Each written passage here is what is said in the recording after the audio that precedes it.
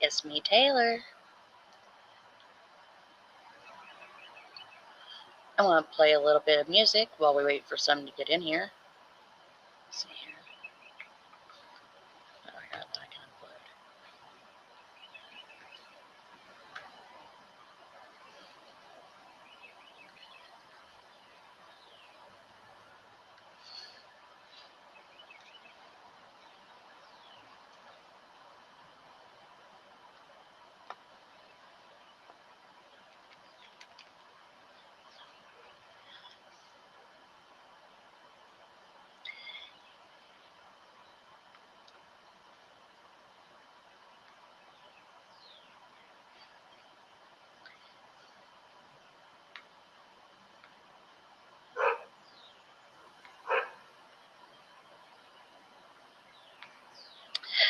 Andrew, this was back when we were. Never mind. Look at that. I'll do my. This one.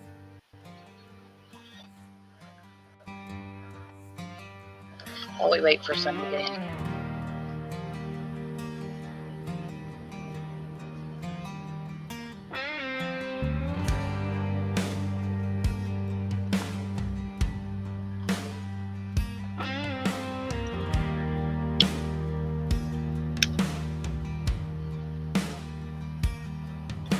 They walk in with their stories loud. Hey, Ghost. Trying to pull me through their crowd. But I build walls they can't unbind.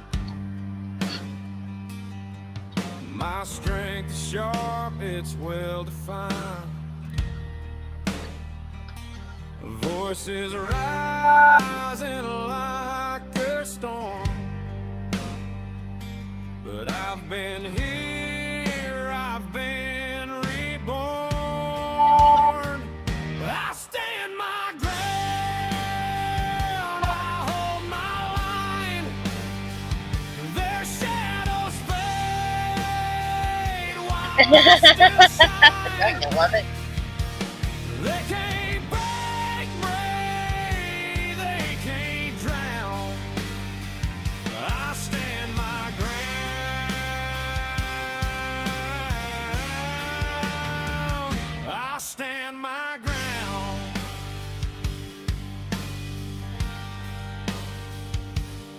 Hello to the three that are watching. I need to go through my block list, guys. And I guarantee you there's some guys blocked. But I've got scars that spell my name. Each one a torch, each one a flame. Let them roar, let them scream. I've got fire, I've got dreams. Welcome in. Welcome in. Thank you. I saw that pretty good. Thank you. I do accept the compliment.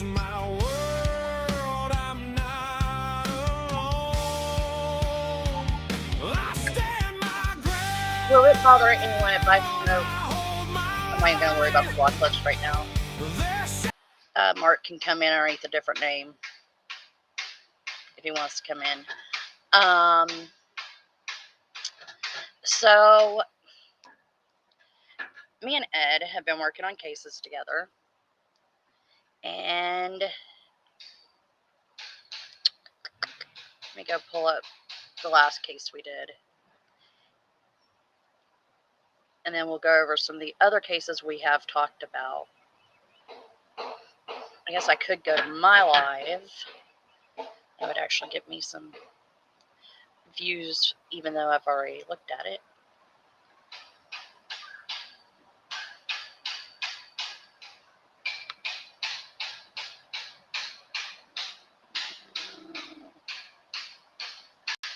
View channel.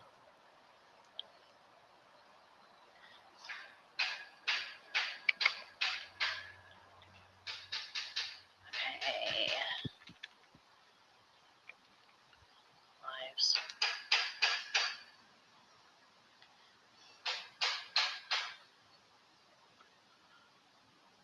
Should be me and Ed.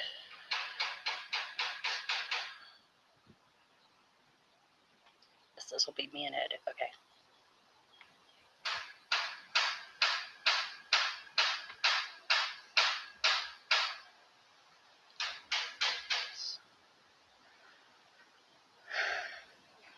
I'll start out with this, I guess.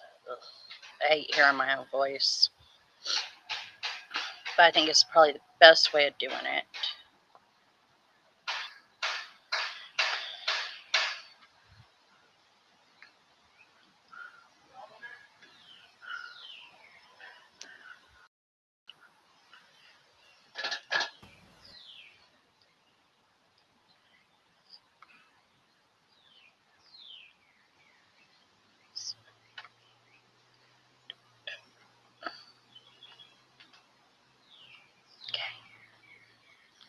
Hey, and I can't get a copyright strike for doing my own stuff, right?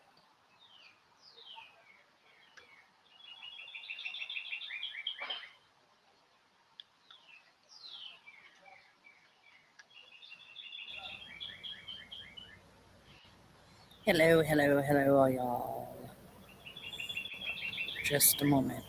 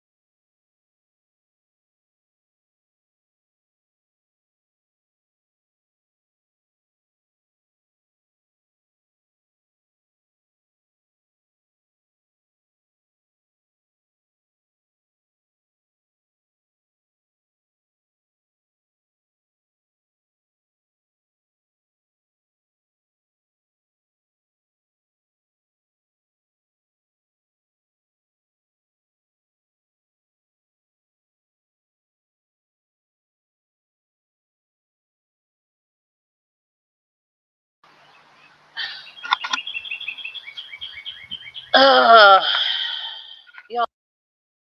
Difficulties. Sorry. I do apologize.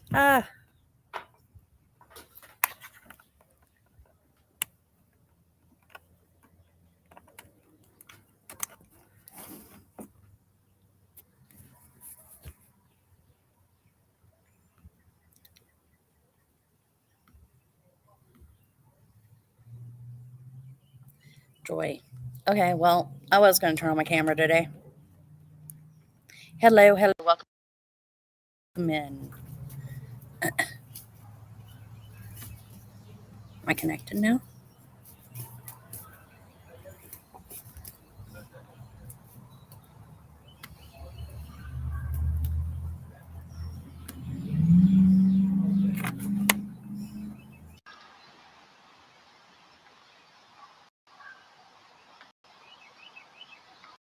No, I don't know. We'll go with this.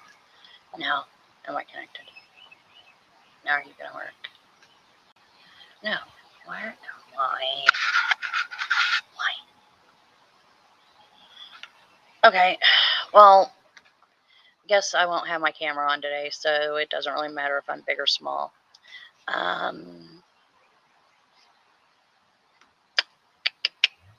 do I normally do it? I think I can do.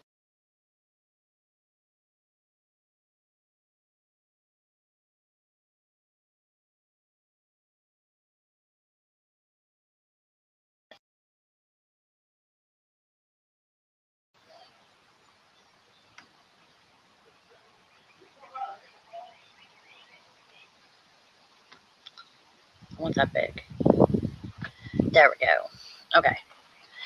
Sorry about the technical difficulties, y'all. I do apologize.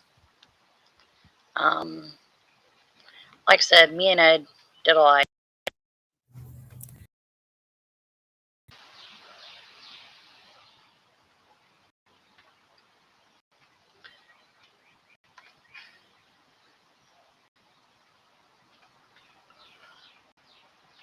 Hello, hello. Can you guys? Okay, who's gonna hear me?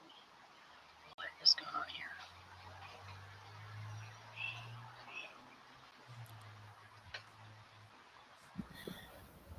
All right. Hey, Ed. What's going on? Not a lot. What are you up to?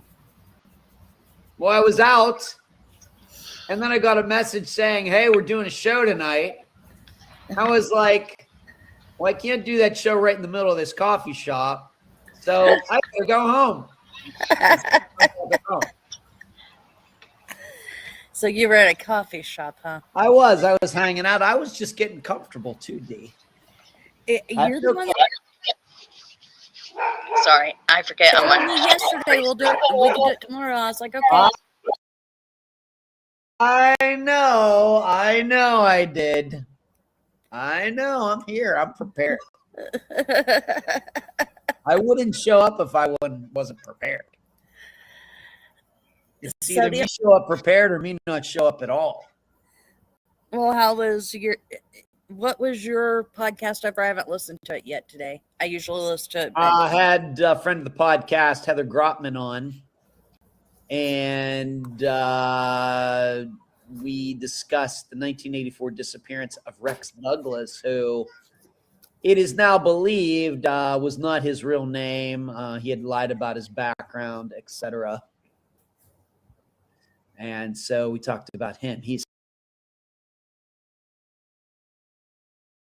And if you guys are not subbed up to Mr. Edward Denzel, please go sub up to him. Give him a follow.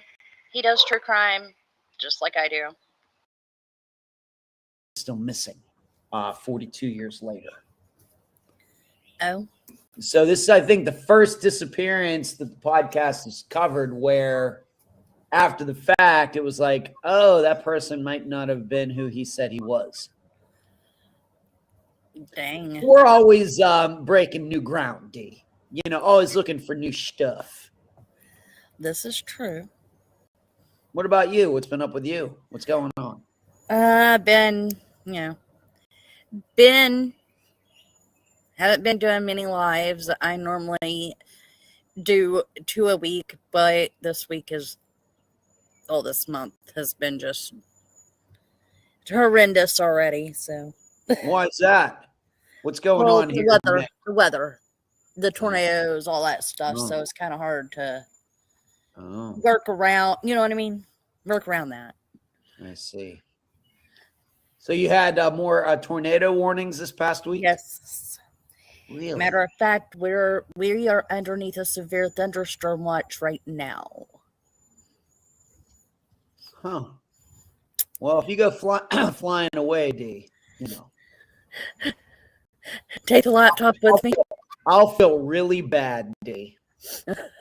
No, you won't. You'll be like, see, she should have just left me alone at the coffee shop. You know what else I said? I told her to move to Florida. Move to Florida. Where hurricanes happen. We have tornadoes here, but nothing like over there, you know. I'm sorry to hear that. Well, I guess you haven't got hit by any. So. No. None have been close, but it's like last week. Was it last weekend? They had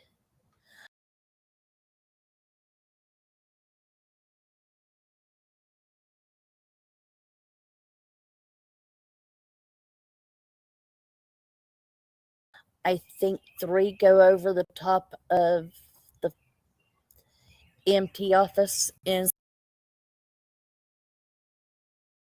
Sulphur. So.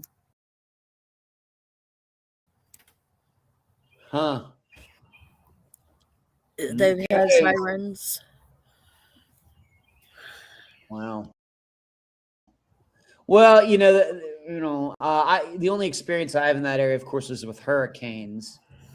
And of course, hurricanes can do a lot of damage. They're dangerous. They kill people and everything. But I would also say, meteorologists tend to get a little crazy with all this stuff and, scaring people and everything. And, when I think about tornadoes, I wonder if it could be the same thing.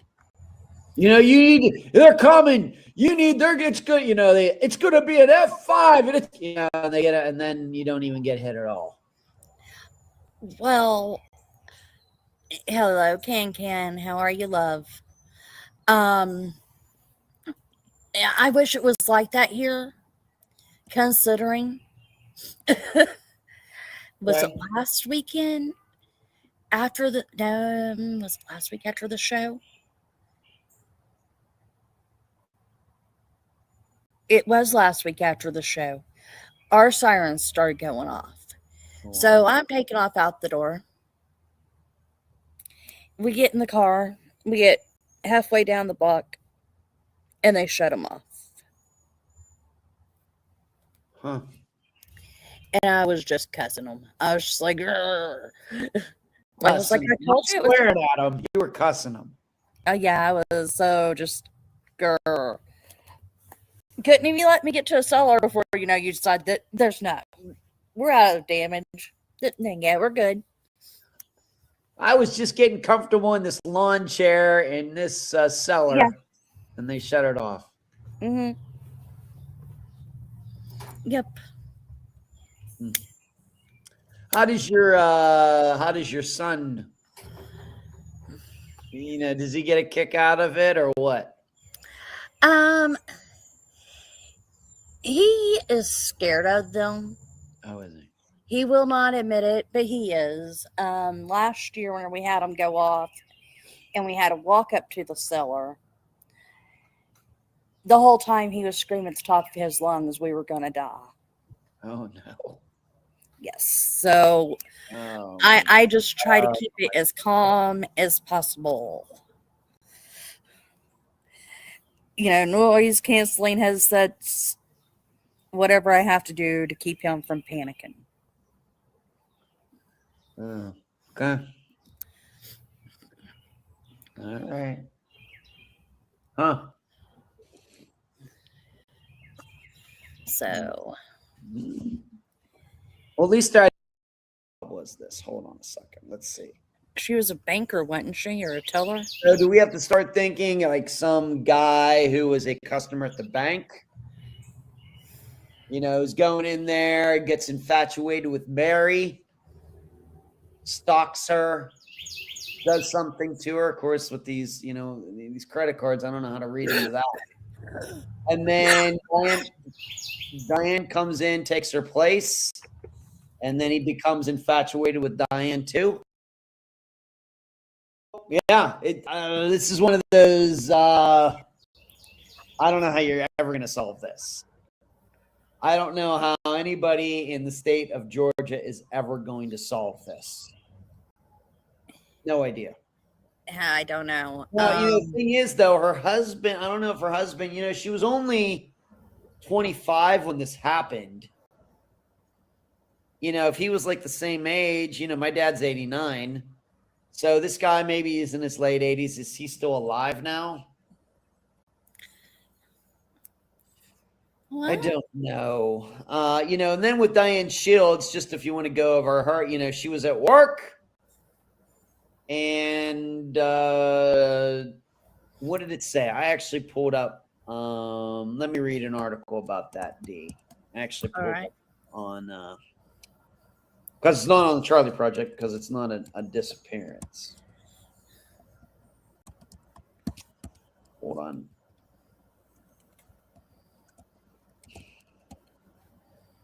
No.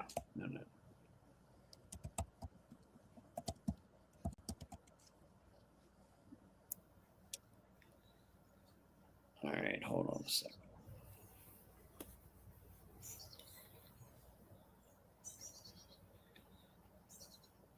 Yeah, this is one of those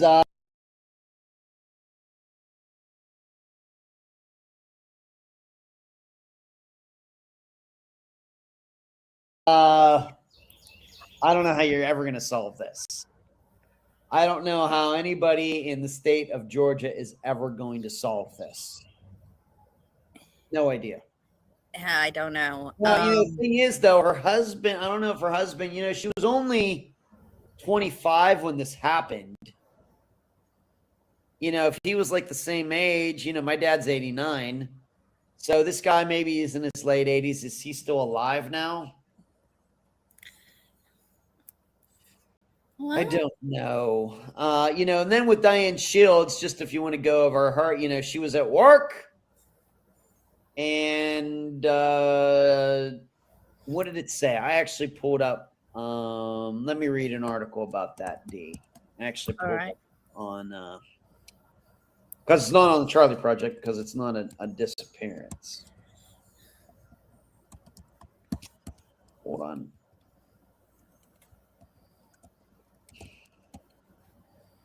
No.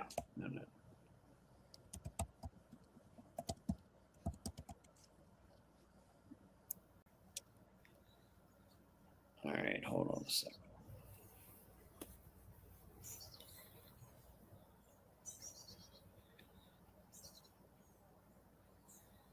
Is this what I'm looking for?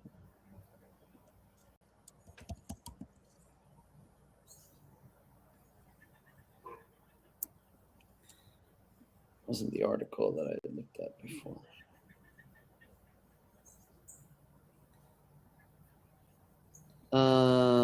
Ms. Shields' murder isn't close to a solution, and this was written in June 7th, 1967.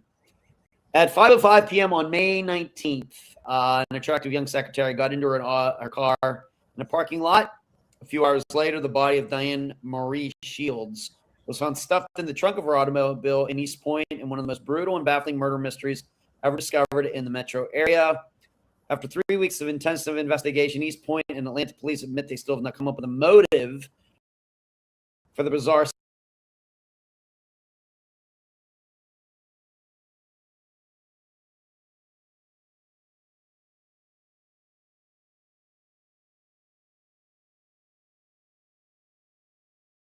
was her blood.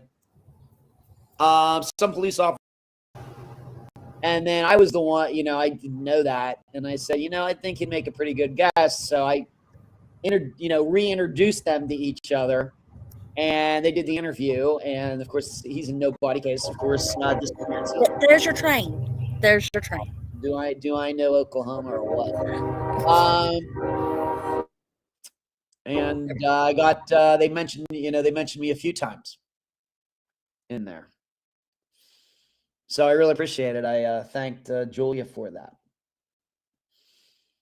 Well, yeah. So I thanked her. I emailed her, and when I saw that their episodes come out every Wednesday, and so when I saw that was the one on Wednesday morning, I emailed her. I was like, "Oh, I'm so excited."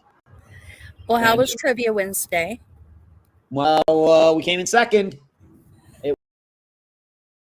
Is better than what it's been, I guess. It's the first time we've gotten the final question correct.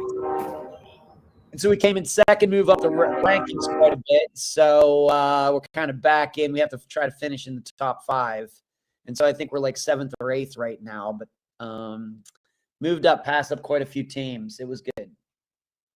I didn't come away from Wednesday night being all ticked off at myself like I did last week.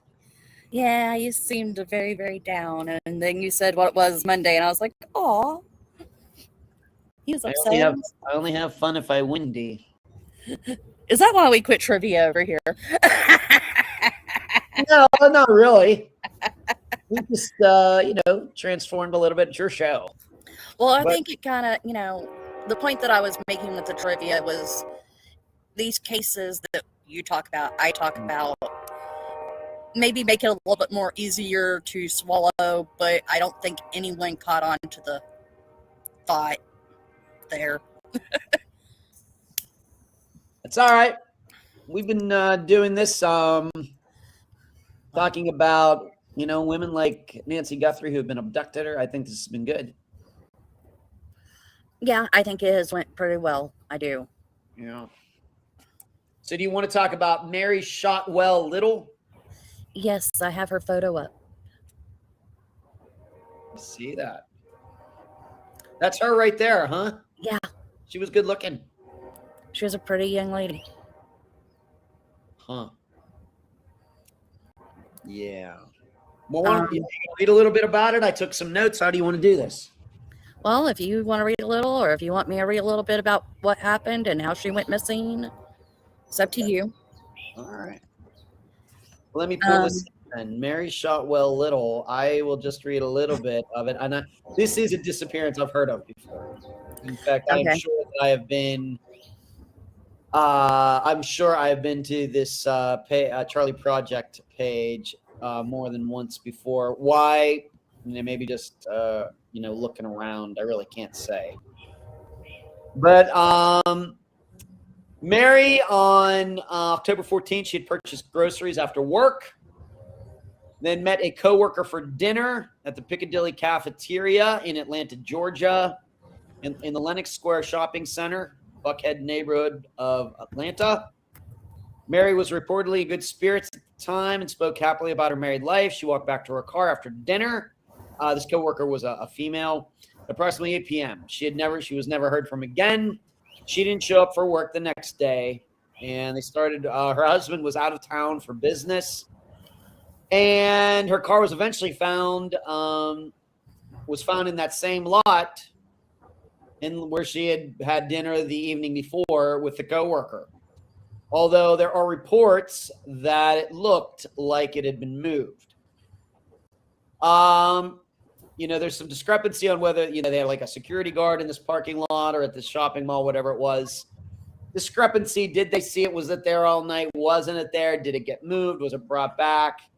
I would say that we can't be sure about that. I understand that like Unsolved Mysteries and other places might be a little more firm one way or the other. I would say that that's unclear.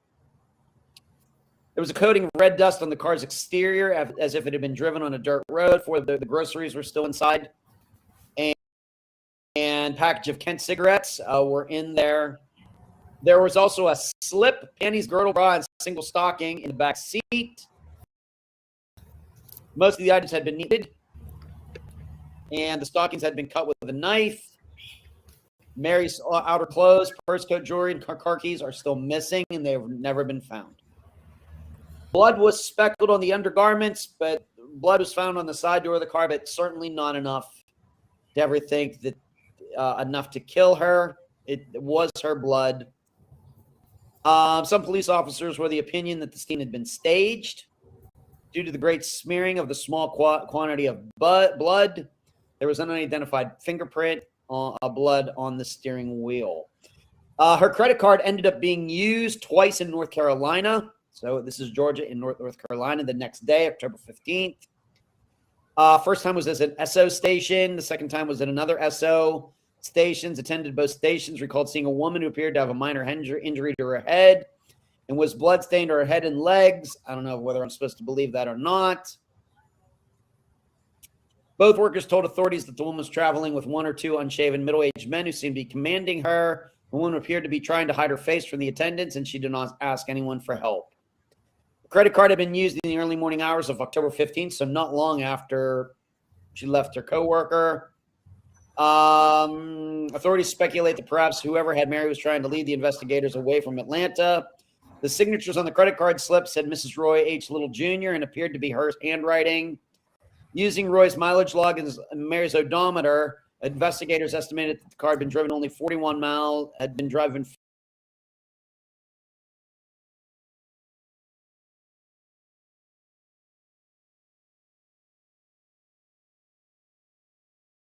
41 miles that could not be accounted for, which you're not going to get from Atlanta to Charlotte where these things, so she had to have been in a different car. So, there was a ransom demand made for Mary after the news. An anonymous caller told Roy to go to the overpass. An FBI agent went to the location and found a blank piece of paper stuck to the sign. The caller did not contact the Little family again and has never been identified. The ransom is suspected to be a hoax. They looked at her husband, but he seemed to have a pretty good alibi, being that he was out of town. But Mary's friends didn't really seem to care for him. He refused to take a lie detector test. He had nothing to gain from her death. There was no trouble in the marriage. He'd never been charged with any wrongdoing in her disappearance. And there was a rumor about a sex scandal at where she worked. There was nothing that was ever proven there.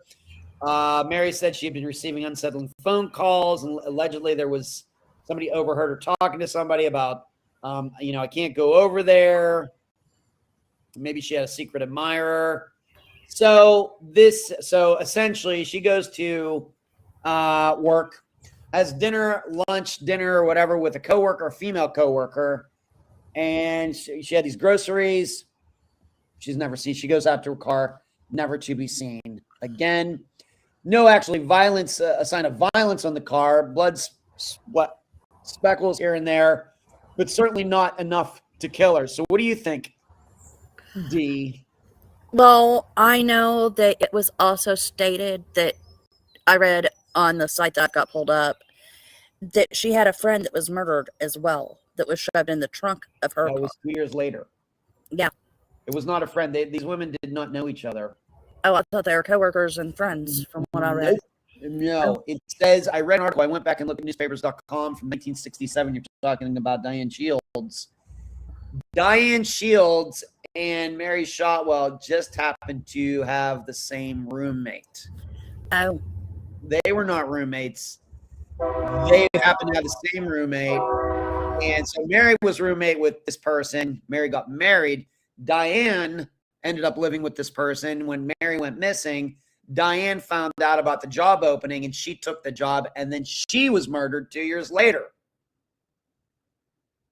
And her body was found in the trunk of her car. She had been strangled to death, like with a piece of wire or something.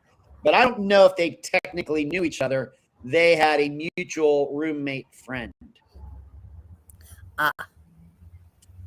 So there's a train again. Yep. Is that a different train, Dee? Huh? Is that a different train? Yes. I believe. They hate. They really do hate us. Yeah. I just count the days that I finally get away from that sound. And then I'm going to be saddened because I won't hear it. Uh-huh. Sound of commerce in the United States. With this case, it's one of those that makes you sit there and go, it's very different. Due to the fact she was obviously in her vehicle whenever she was, or going through her vehicle whenever it happened. And the person she was having dinner with, did they see anything out of the ordinary would be a question I would have.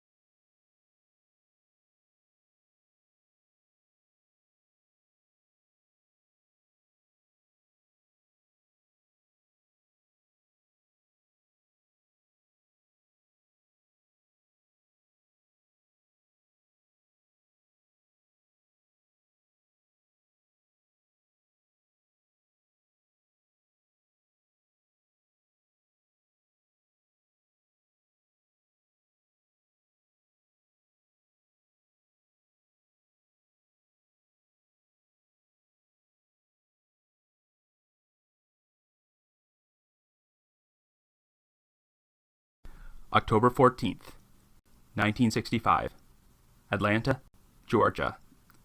After having dinner with a friend, 25-year-old bank secretary Mary Shotwell Little vanishes without explanation. The following day, her abandoned vehicle is discovered with traces of blood and Mary's undergarments inside.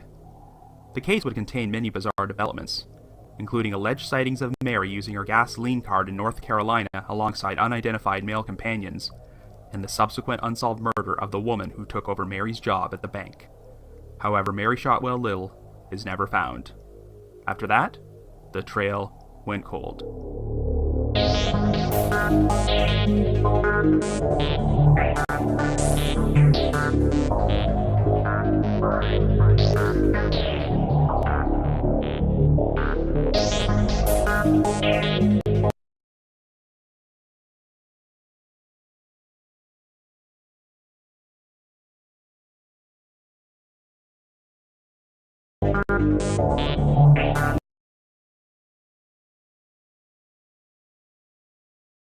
Cold. If you're not already following them, go follow them, give them a sub up.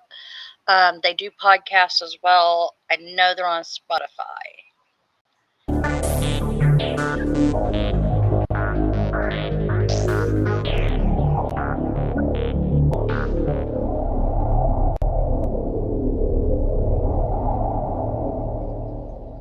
Hello everyone, and welcome to the latest episode of The Trail Went Cold. I'm your host Robin Warder, and today I will be covering a very strange missing persons case, the 1965 disappearance of Mary Shotwell Little. It's a common practice to refer to the truly bizarre and convoluted unsolved mysteries as rabbit holes, but this case, it's not so much a rabbit hole as it is a rabbit bottomless pit. When selecting stories for this podcast, I often have a tendency to focus on mysteries which have a lot of inexplicable elements, but this one ranks right up there as one of the weirdest I've ever come across. We have a young newlywed woman who goes missing, and while there's a lot of compelling evidence to suggest foul play, there's other evidence which convinced some of the original investigators that Mary might have staged her own disappearance. This is one of those mysteries where there are numerous possible explanations about what happened, but none of them make complete sense. This episode also contains a compelling mystery within a mystery involving a woman named Diane Shields, who took over Mary's job after she vanished, but was murdered herself less than 2 years later. So I'm going to examine whether these two cold cases might be connected. But before we get started, just a brief reminder that The Trail Went Cold is a weekly podcast which alternates between our regular full-length episodes like this one and shorter minisodes. We deliver either a new episode or a new minisode every Wednesday. We're currently available for download on several platforms, including iTunes, Stitcher, and Google Play Music. So if you like this podcast, be sure to subscribe to it and leave us a rating or review on any of those sites, because that will help us garner more exposure. The Trail Went Cold also has its own PayPal account and a donate button on our website. If there's anyone out there who wants to make a donation, we would greatly appreciate it, and we'll be sure to give you a shout out on a future episode. So with all that out of the way, let us now explore the convoluted, unsolved disappearance of Mary Shotwell Little.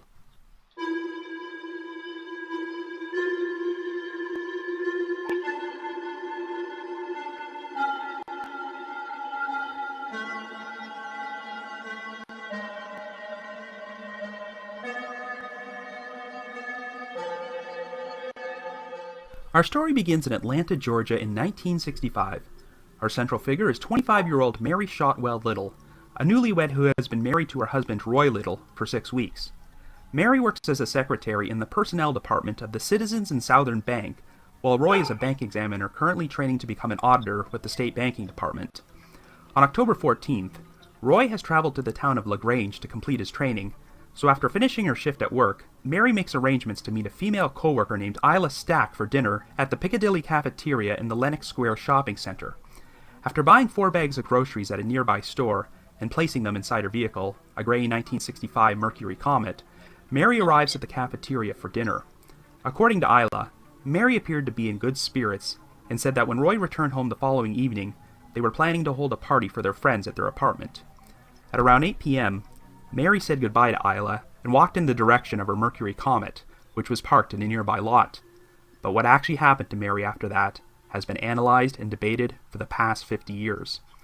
The following morning, Mary did not show up for work at the bank or call in, which was very uncharacteristic of her. When Mary's co-workers attempted to phone her, she could not be reached, and Mary's landlady informed them that she had not even retrieved her newspaper that morning. Isla Stack told Mary's boss, Gene Rackley, about their dinner the previous night, and that she last saw Mary heading in the direction of her Mercury comet. So Rackley phoned the Lenox Square shopping center and asked security to check if Mary's vehicle was still parked in the lot, but they said they could not find it.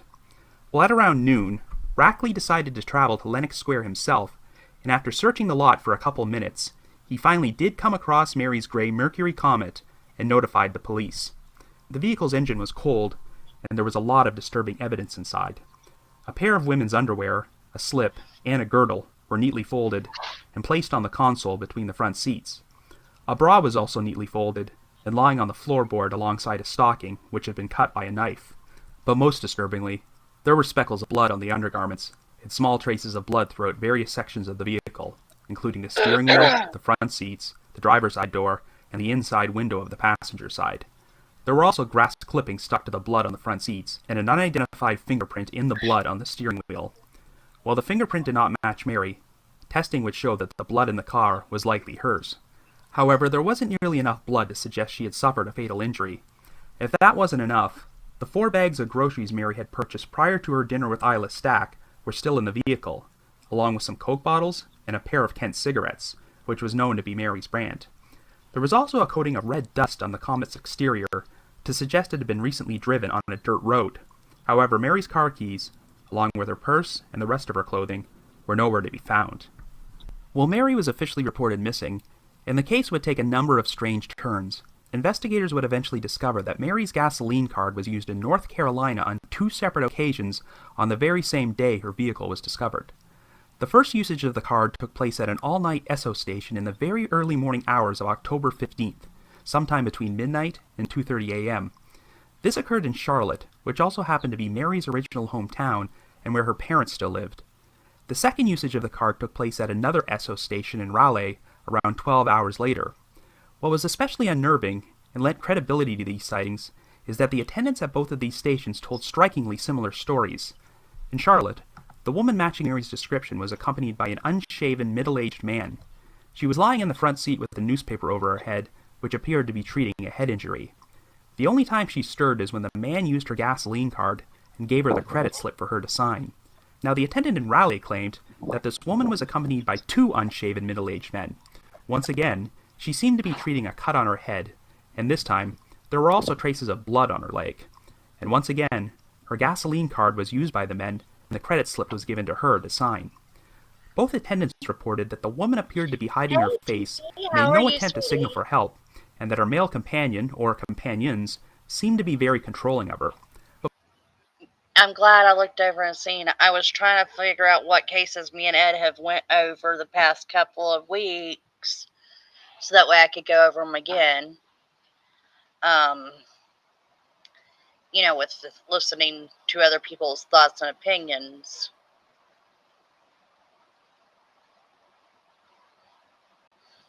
But thank you for stopping by, love.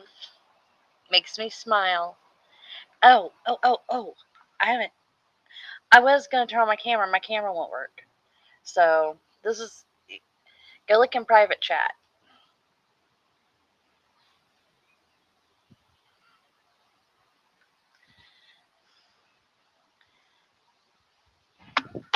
I got up and put on makeup today. I'm so proud of myself. Motivation. Most interestingly, she signed both the credit slips with the name Mrs. Roy H. Little, Jr. Well, no one could...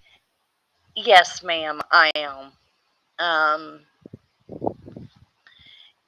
Sometimes in life, I know you've been attacked, I've been attacked here as of late as well. You just gotta roll with those punches and realize that that's them, not you. And if they're attacking me, they're leaving my friends alone. say with absolute certainty that the signature was in Mary's handwriting. The consensus seemed to be that it looked like hers. Frustratingly, neither attendant was able to provide a detailed description of the car these men drove. Now here's an important detail. Just a second, let me see something really quick. It says the camera's in use, so I have both cameras open. Can I see myself yet? No, I'm still black. Okay. Why is my camera not working?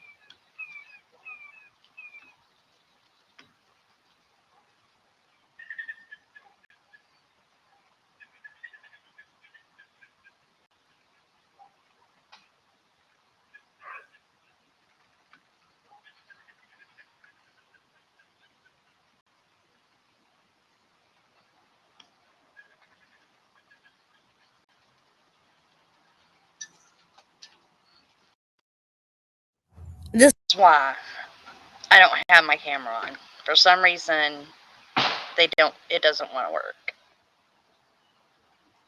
Disconnected, connect, disconnected, connected.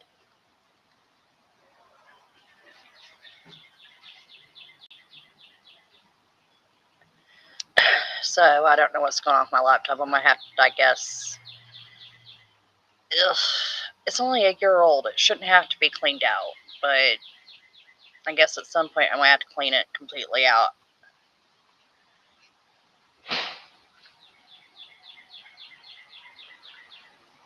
So on.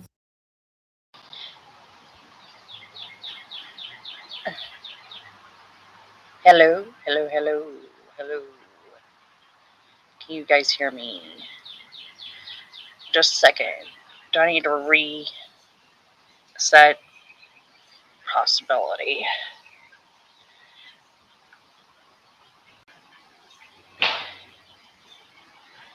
Oh, let's hope it works.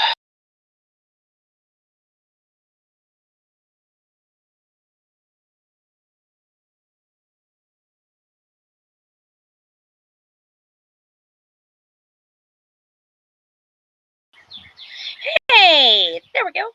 Hi, y'all. Hey, Mama. I didn't see you come in on me. You snuck in.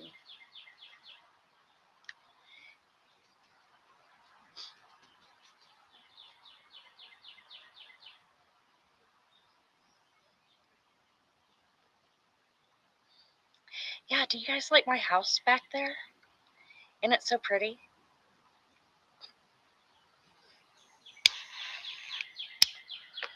Yes, I am a smoker. I hope it don't offend anybody. If it does, I can put down and put it out or turn off my camera. So back to me sharing what I was sharing.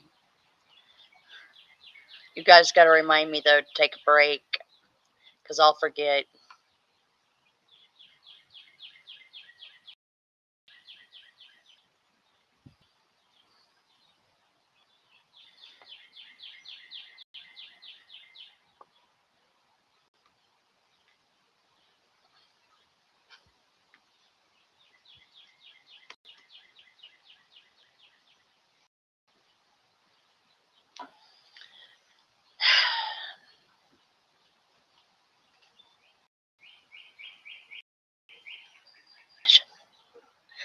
Oh, Mom, I forgot.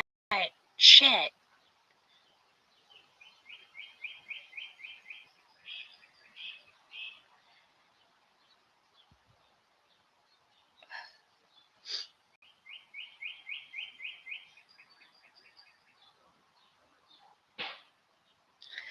Okay, I gotta move these two around. Because I'm not as pretty as Mary Stonewell Doolittle. Come on, work.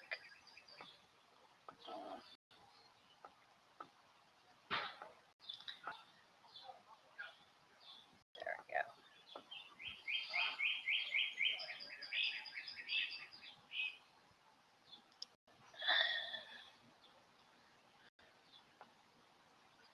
Now, what do I need to do? Do I need to do anything over here? I would like her picker, though. I don't want to upgrade.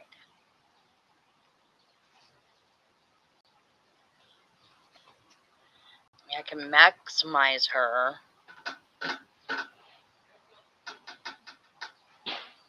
What can I do to me make me smaller?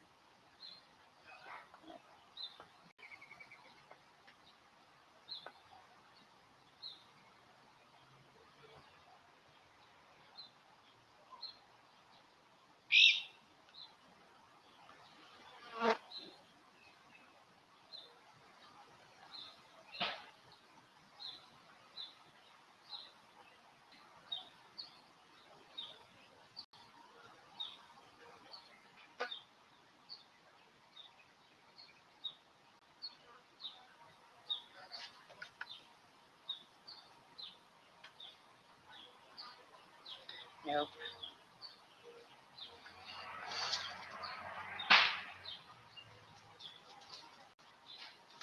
I should have just left everything alone. That's what I should have done. Shouldn't have been messing with it.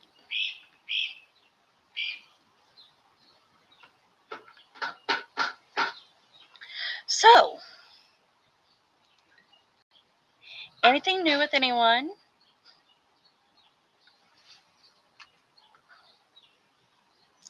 Hey, Can, how are you, sweetheart?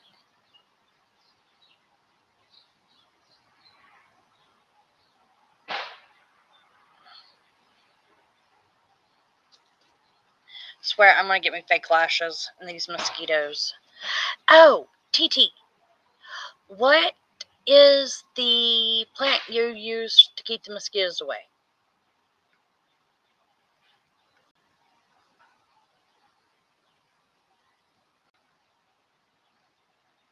Because I gotta do something. I am not getting eaten alive this year. See, I've already been nailed.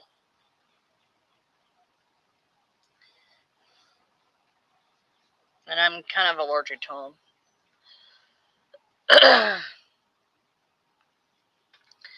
I love you, sweetheart. My sister, my sister.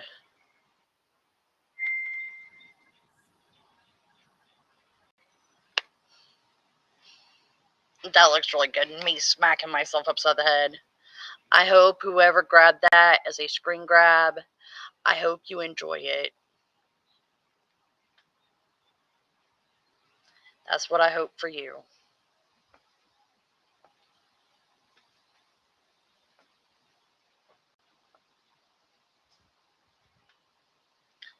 Guess I'm just going to have to leave it like it is. Detail about this case where there's some contradictory information. If you look at the summary of this case on the Charlie Project, it says that when Mary's vehicle was found in the Lenox Square parking lot, it had a North Carolina license plate attached to it, which was later discovered to have been stolen from a vehicle in Charlotte. However, some of the newspaper articles I've come across state that the gas station attendants in North Carolina took down the license number of the car they saw, and that this turned out to be the stolen license plate. So I'm not entirely sure which account is accurate here, but the basic gist of everything is that someone stole a license plate off a vehicle in Charlotte and attempted to use it to cover their tracks. So the most bizarre thing about these sightings at the separate gas stations is that they took place 12 hours apart, but Charlotte and Raleigh are only about a 2.5 hour drive from one another. And while I can't be certain how much gas was purchased in Raleigh, a 2.5 hour drive from Charlotte would not burn through your entire tank. So the implication seems to be that Mary and her male companions may have driven to another unknown location during that 12-hour window. But there's also a question of where and how far the Mercury comet traveled before it was discovered in the parking lot. Ah, dang it. I moved. See? There is something wrong with this thing. I don't know what it is. Oh well. I rather... Mary and Roy both drove the vehicle, and Roy kept detailed mileage logs for it. After checking these logs against the reading on the vehicle's odometer, investigators estimated that there were 41 miles which could not be accounted for.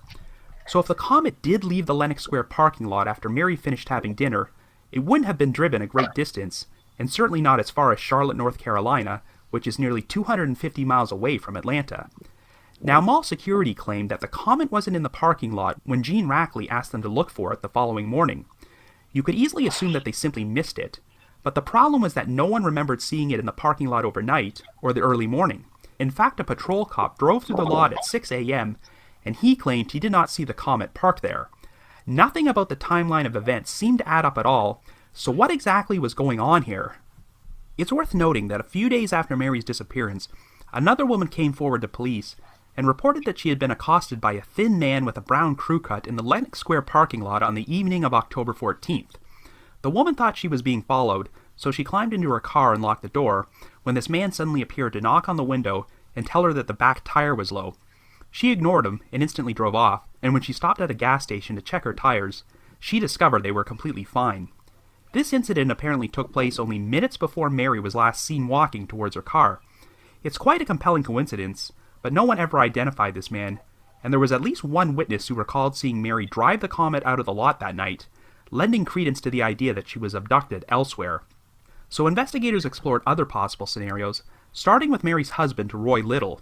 On the surface, Roy might have seemed like a solid suspect, since he was not exactly the most likable guy in the world, and apparently did not show an overwhelming amount of concern about his wife's disappearance. He refused to take a lie detector test on 2 separate occasions, and when he was shown the Comet, he didn't seem too fazed by all the blood inside, and was much more concerned about when the police would return it because he needed the vehicle for driving. Apparently, some of Mary's friends disliked Roy so much that they refused to attend their wedding. All that being said, Mary had always given off the impression she was happy with her marriage, and while Roy stood to collect a modest insurance settlement if Mary died, he didn't really have much of a motive. But most importantly, Roy was out of town in LaGrange, which was over an hour away from Atlanta, so he had a rock-solid alibi. So Roy was ruled out as a suspect, but shortly thereafter, he received an anonymous phone call from an unknown male demanding a $20,000 ransom for Mary's return. The caller told Roy to go to an overpass in the Pisgah National Forest in North Carolina, where he said further instructions would be posted on a sign. Well, since Mary had apparently been kidnapped across state lines, this was now a federal offense, so the FBI got involved, and one of their agents went to the overpass in Roy's place. He did find the sign in question, but it turned out that a blank piece of paper was attached there. Anyway, the caller never contacted Roy again, but authorities leaned towards the whole thing being a hoax, as the call did take place shortly after Roy and Mary's mother had both made a televised plea for her safe return. Anyway, now that the FBI was involved in the case, they started investigating Mary's background and learned a lot of potentially unsettling things.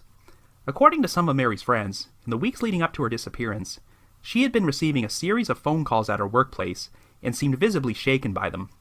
On one occasion, Mary was overheard telling the caller, "I'm a married woman now," but curiously, she followed this up with the sentence, "You can come over to my house anytime you like, but I can't come over there." In addition, Mary also received a dozen roses at her apartment from an anonymous secret admirer, and she never told her husband about it. The roses were purchased from a florist close to where Mary lived, but Okay. I just know I've got to do something because they're out of control. And like I said, I'm halfway allergic to them. I mean, my whole arm is red from where it bit me.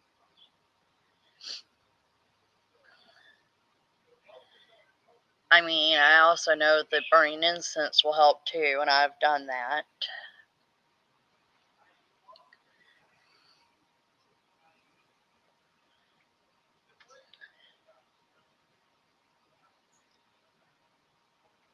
But with my asthma, yeah, I know I'm a smoker, let's not talk about that.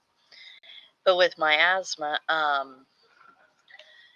I tend to have asthma attacks whenever I burn incense. Don't know why. But for some reason, I'm allergic to them.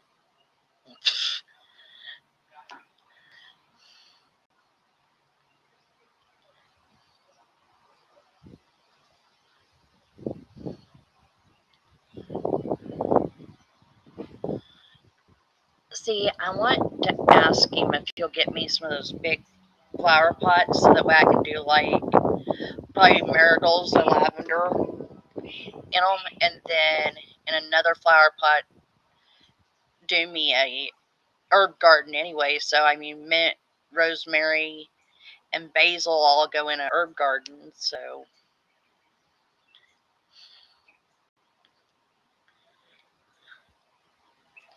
instead on opposite sides of the porch back here, my back deck.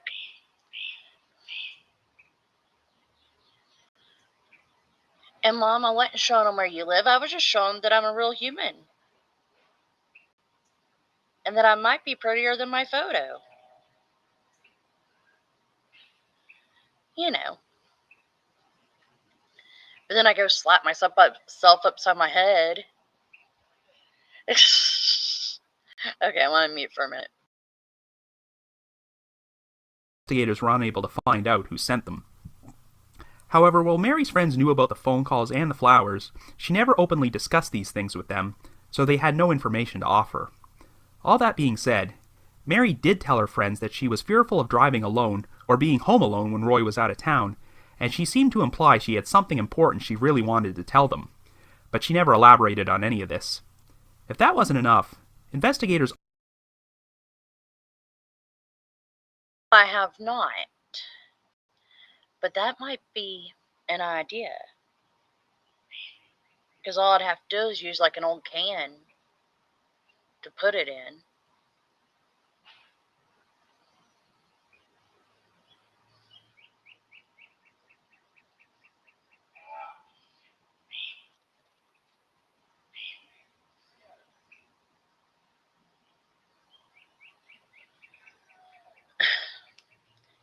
But I'm so allergic to them. But what really sucks is I'm also allergic to any pesticides.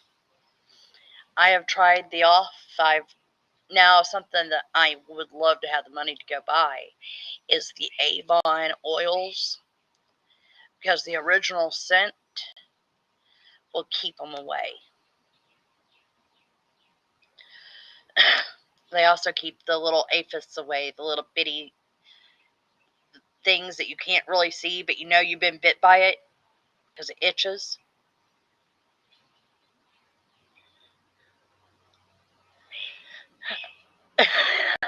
I'll have Michael do it for me. I'll have Death do it for me, because at least Death, he's a fireman. He knows what he's doing.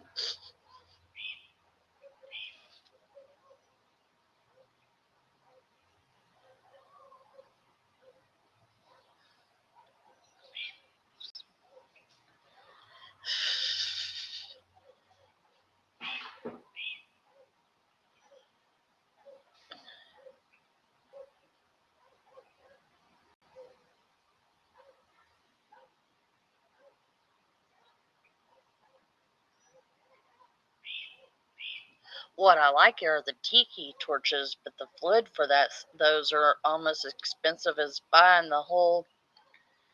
Well, you still have to buy the fluid for it. So, but the fluid for that stuff is so expensive.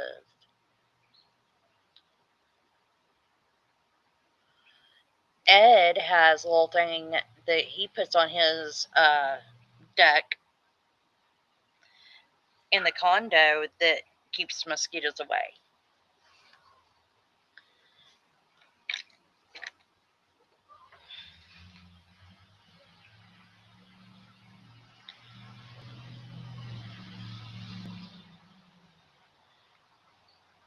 And it works pretty well.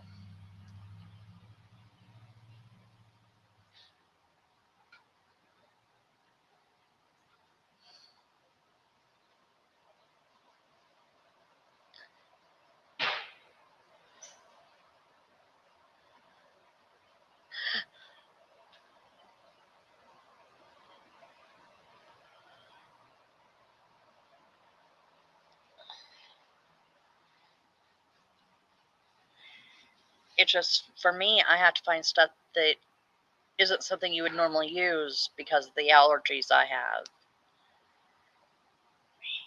which bites.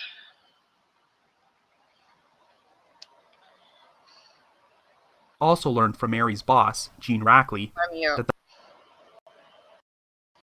So that comes through better. the bank had hired a former FBI agent to investigate possible issues with lesbian sexual harassment and possible prostitution taking place on the bank's property. Even though this apparently caused a lot of tension at the bank, Rackley insisted this was nothing more than a minor scandal involving low-level workers and that Mary never knew about it. However, that contradicted statements from Mary's mother and one of her friends that Mary had told them about this investigation. And there was also a bizarre incident involving a former roommate of Mary's.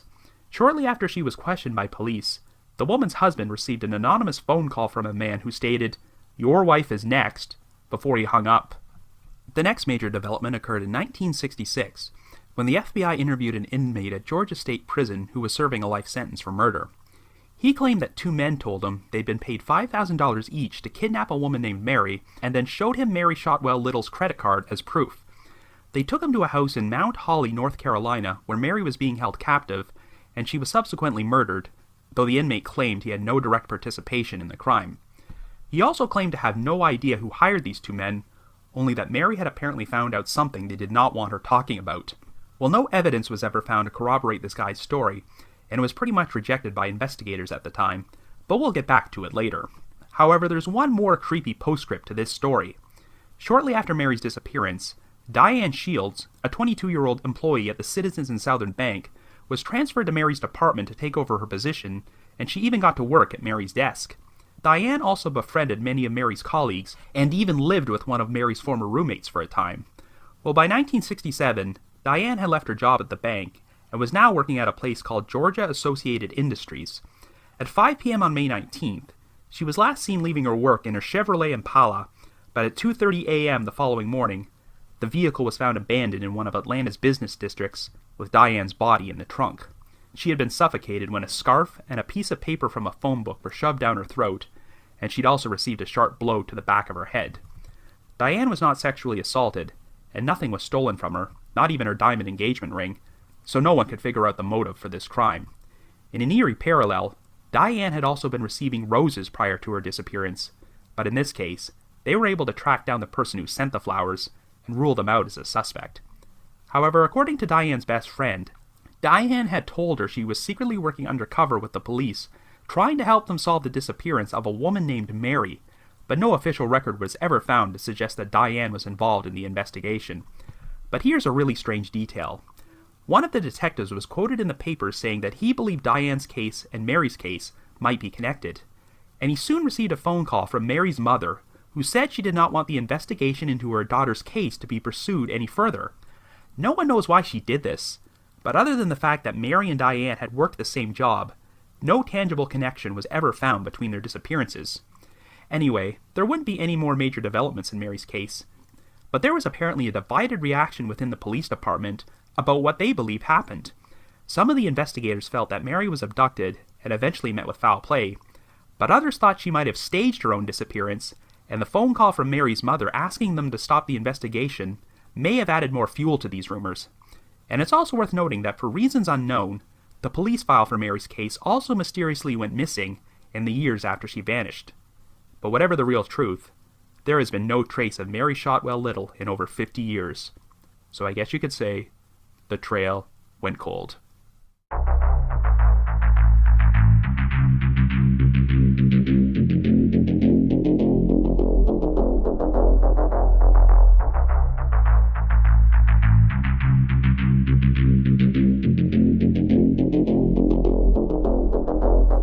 So, yeah, remember my line from the intro about this being a rabbit bottomless pit? I can't think of too many missing persons cases which suit that phrase more than this one. There are just so many confusing developments here, and you could dream up a number of potential theories about what might have happened. This is considered to be the most famous missing persons case in the history of Atlanta, but I'm surprised it's not more well known outside the area. Like other famous missing persons cases, it sounds like this one has sparked some divisive reactions. Some of the investigators seem completely stumped by it, but others thought that Mary herself was responsible.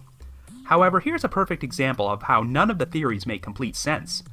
In an article from the Atlanta Journal-Constitution, a retired FBI agent who worked on the case expressed his belief that Mary was abducted in the Lenox Square parking lot by the same unidentified man with the brown crew cut who accosted the other woman.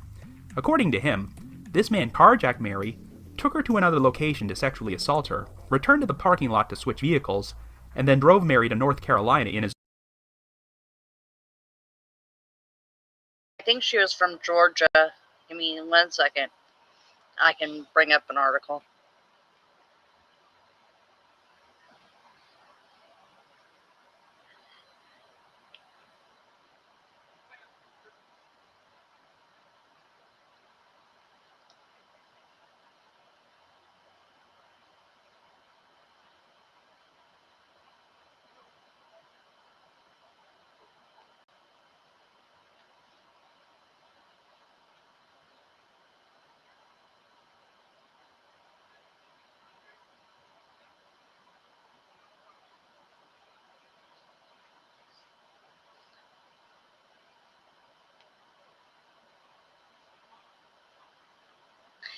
Atlanta, Georgia is where she went missing from.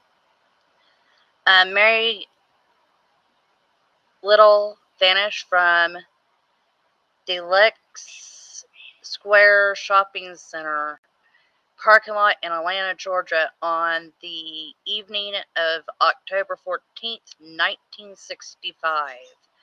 The 25-year-old newlywed bank secretary was last seen around 8 p.m. after dinner with a coworker.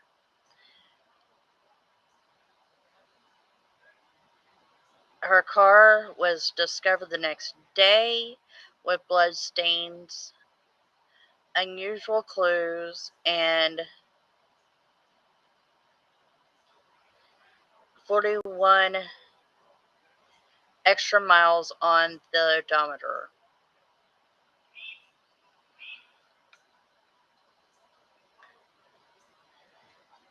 The parking lot in Atlanta, Georgia. Time of disappearance would have been Tuesday, October 14th, 1965, following a shopping trip and dinner. The car contained her groceries, blood stains on the steering wheel and door, and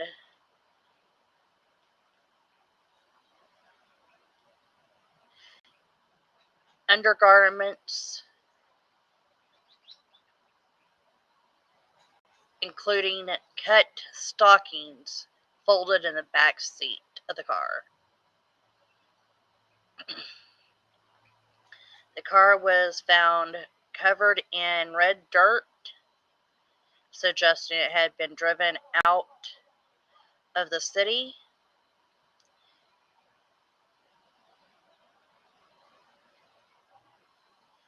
Several weeks later, her credit card was used in Charlotte and another town in North Carolina, with reports of a distressed woman matching Mary's description in a company of two men. Own vehicle, where he subsequently murdered her and buried her Okay, hurry back. I hope you got to hear where and what she was from. body at an unknown location. Well, that's a perfectly logical theory, but it doesn't account for a lot of unanswered questions, such as why this man would keep Mary alive for another day, drive her to a different state, and take her to two separate gas stations which were hundreds of miles apart. That seems like a lot of extra effort for a predator whose primary motive was sexual assault. So in order to examine this case, I'm going to start from the very beginning and look at all possible angles to see if I can come up with a concrete theory which makes, or at least almost makes, complete logical sense. Well, for any disappearance involving a newlywed, the first thing you have to do is look at the spouse, but... Okay, me and Ed couldn't come up with a conclusion. I think, in my honest opinion, we need the interviews with the coworkers. The people who had known Mary the best. That's just my opinion. in this particular case, that seems like the least likely explanation. Due to his cold, seemingly uncaring behavior, Roy Little might fit the profile of your typical uncaring husband who wanted to get rid of his wife, but the guy had an alibi placing him over 60 miles outside of Atlanta when she went missing. Yes, I suppose it's not impossible that Roy could have hired someone to abduct and murder Mary, but there's just no motive for him to do this. The couple had only been married 6 weeks, they had no financial problems, Roy's financial gain from her death was very minimal, and even though Mary's friends didn't like Roy, she always gave off the impression that she was happy with her marriage. You can find lots of examples of murders and missing persons cases where the spouse came off looking cold, but then turned out to be completely innocent. Some people are just not good at showing their emotions, and it sounds like Roy Little was one of them. There just seem to be many more plausible scenarios other than him being responsible. But even though Mary gave off the impression that her marriage was fine, it sounds like she had some other issues going on in her life. There was someone who felt the need to frequently call Mary at work, and an anonymous suitor who sent roses to her apartment, and for all we know, this could have been the same person. It sounds like Roy had no idea that any of this was happening. This doesn't mean Mary was having an affair, but at the very least, It sounds like she was resisting someone's advances. One coworker overheard a phone conversation in which Mary exclaimed she was a married woman, but then said, "You can come over to my house anytime you like, but I can't come over there." I don't know if the coworker misheard certain sections of that conversation or took things out of context, but that's a pretty weird thing to say. If Mary was conducting an affair or trying to get rid of someone who had developed an obsession with her, she's not going to give him an open invitation to come over to her place. Mary's friends did claim that she seemed fearful of something, but it's worth noting that Mary's coworker, Isla Stack, said she appeared to be in good spirits and didn't express any issues at all during their dinner together right before she went missing. So now that we've examined the events leading up to Mary's disappearance, let's examine the circumstances of the disappearance itself. All of these things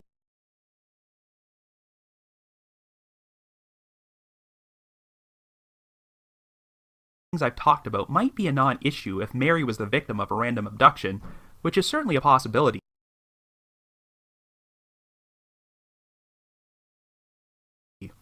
Remember, we have a female witness who claims she was accosted by a strange man in the Lenox Square parking lot only minutes before Mary walked towards her car, so if this man was responsible, then Mary would have been selected at random. Like I said earlier, one of the FBI agents on the case seemed to think this man drove Mary to another location in her Mercury Comet, sexually assaulted her, and then drove Mary back to the Lenox Square parking lot. If Mary was raped inside her own vehicle, then this would account for why her undergarments were found there. It would also account for those extra 41 miles on the odometer. That seems like a perfectly plausible distance for the perpetrator to drive Mary out of the city into a remote area and then drive back to the parking lot. But what this theory doesn't account for is the sightings of Mary at the separate gas stations in North Carolina, which throw a real monkey wrench into this whole thing. I've stated multiple times on this podcast that eyewitness identification can often be wrong, and that it's very common for well-meaning people to mistake someone they see for a missing person. In this case, the woman the two gas station attendants saw seemed to make a concerted effort to hide her face from them, so it would be easy to mistake her for Mary. But this woman used Mary's gasoline card and signed her name Mrs. Roy H. Little, Jr. I guess it's not impossible that another woman could have stolen Mary's card and forged her signature, but considering that both witnesses reported that this woman had a noticeable head injury and seemed frightened of her male companion, I have to think she was Mary.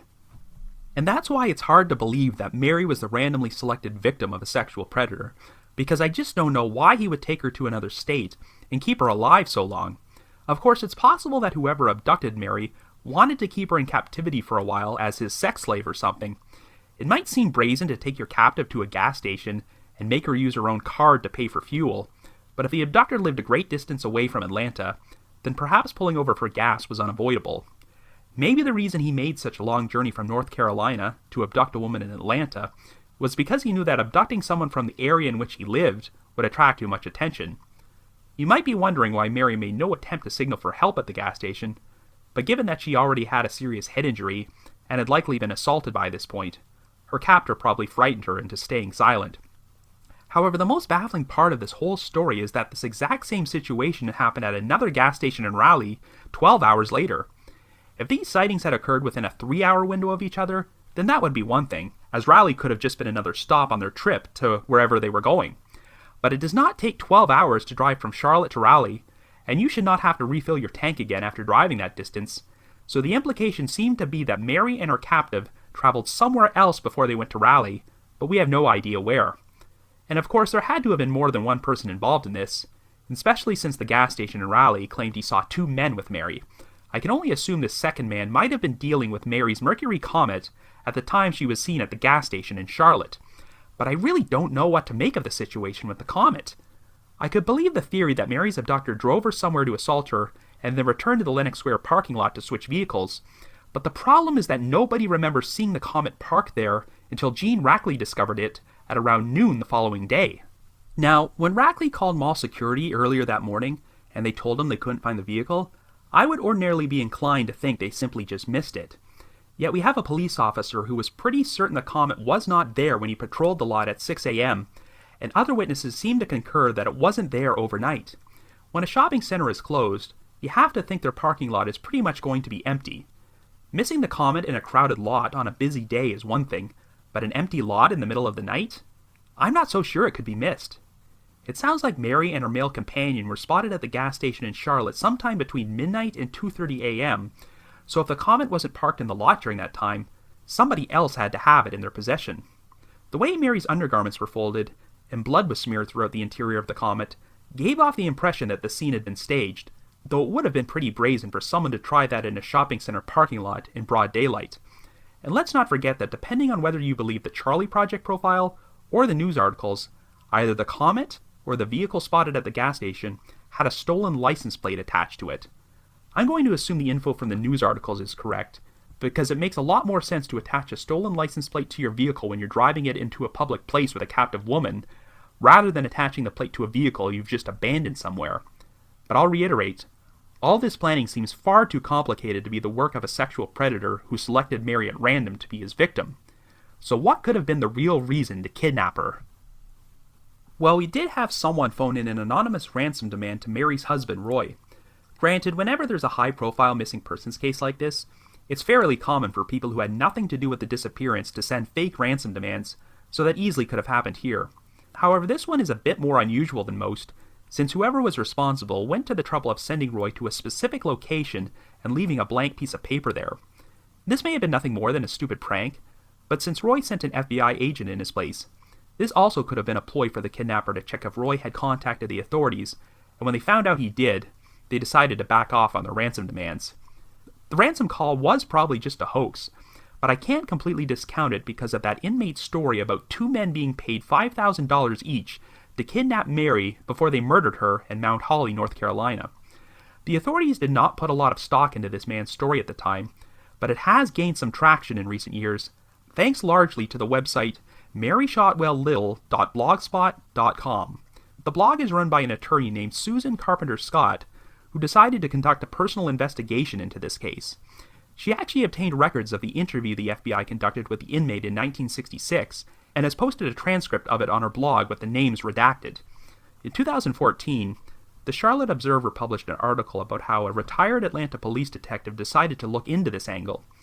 He claimed that he saw a photo of a house in Mount Holly which matched the description of the house where Mary was supposedly murdered, but it has since been demolished. The reason Susan Carpenter Scott doesn't completely discount the inmate's story is because of the amount of specific detail he provided about what happened. If you want to read the full transcript of his interview, you can go to maryshotwelllittle.blogspot.com and judge for yourself whether his story sounds credible. Personally, my main issue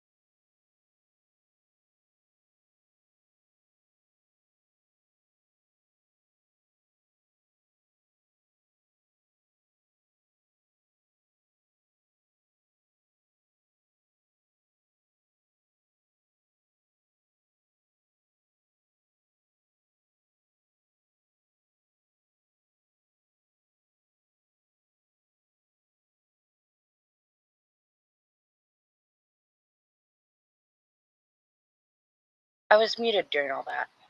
My son come up. He was mean. Very mean.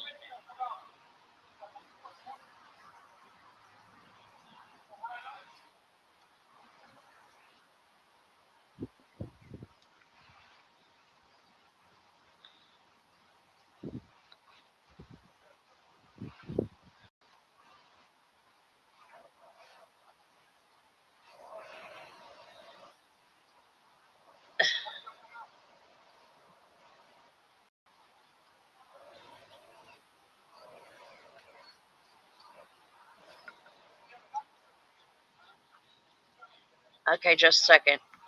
Is there sound now? Oh, hold up. Hold up. Everything's glitching.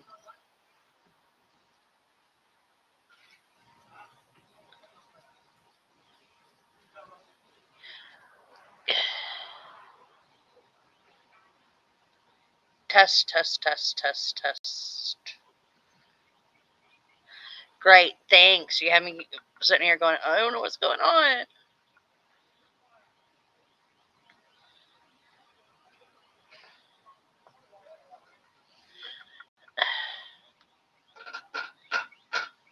Something glitched. That's all I know. Something glitched somewhere. We always have a glitch. I'm on the other side. See now if I can get it to share. Because if not, I'll just play it through my phone and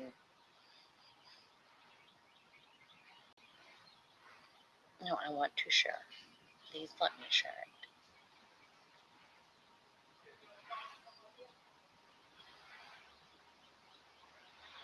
I actually want it over here. I want you over here. Thank you. Now I'm talking to myself. See? See, you make me nervous when you tell me you can't hear me.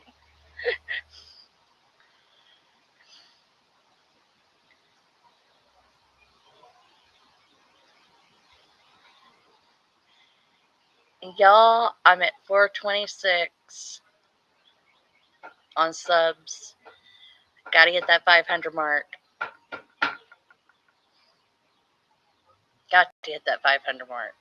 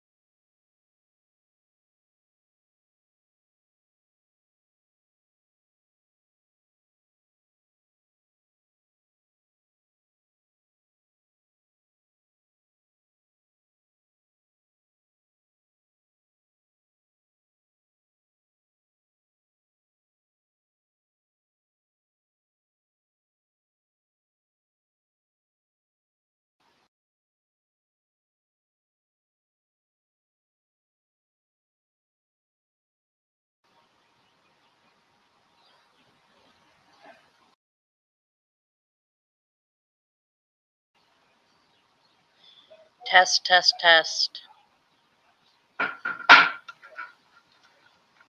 I'm unplugging this mic. Oh, test, test, test. I still can't hear myself. Ah, there we go. Okay. Well, maybe. Test, test, test.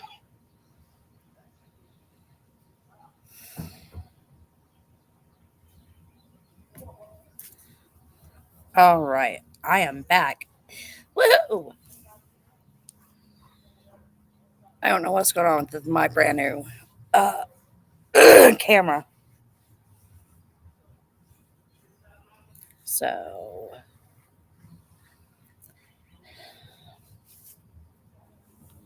yay. My equipment decides to go. See you later.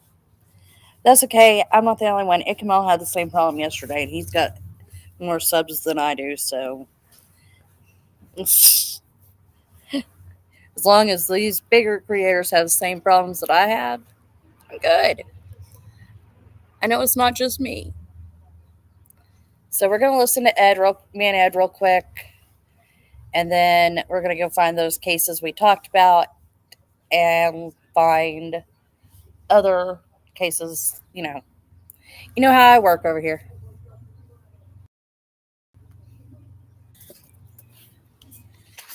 So it's been kind of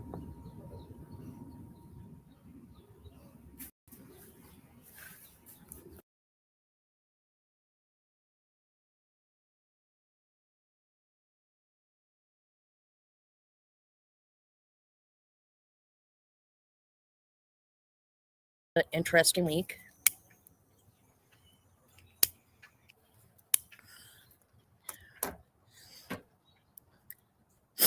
We've had tornadoes, lots and lots of tornadoes, lots and lots of damage. I had a doctor's appointment yesterday, got my meds, woke up this morning with a sty. I'm so annoyed.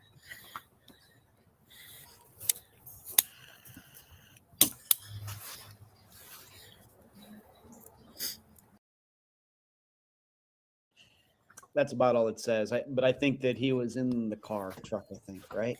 Yeah. Might have had a heart attack or swerved to miss something, or That was my thought, was maybe a heart attack for it to be in the ravine like that. right. And I mean, I know they're making a big deal about his signs being with him, but if you're week Wow. since last Thursday, there was a tornado that hit Enid while we were on this live last Thursday night. And then all weekend they hit around us. Death had the alarm go off twice over at Sulphur, so Wow. it's been very, very eventful. Enid. And all that, just doesn't help with the stress and anxiety.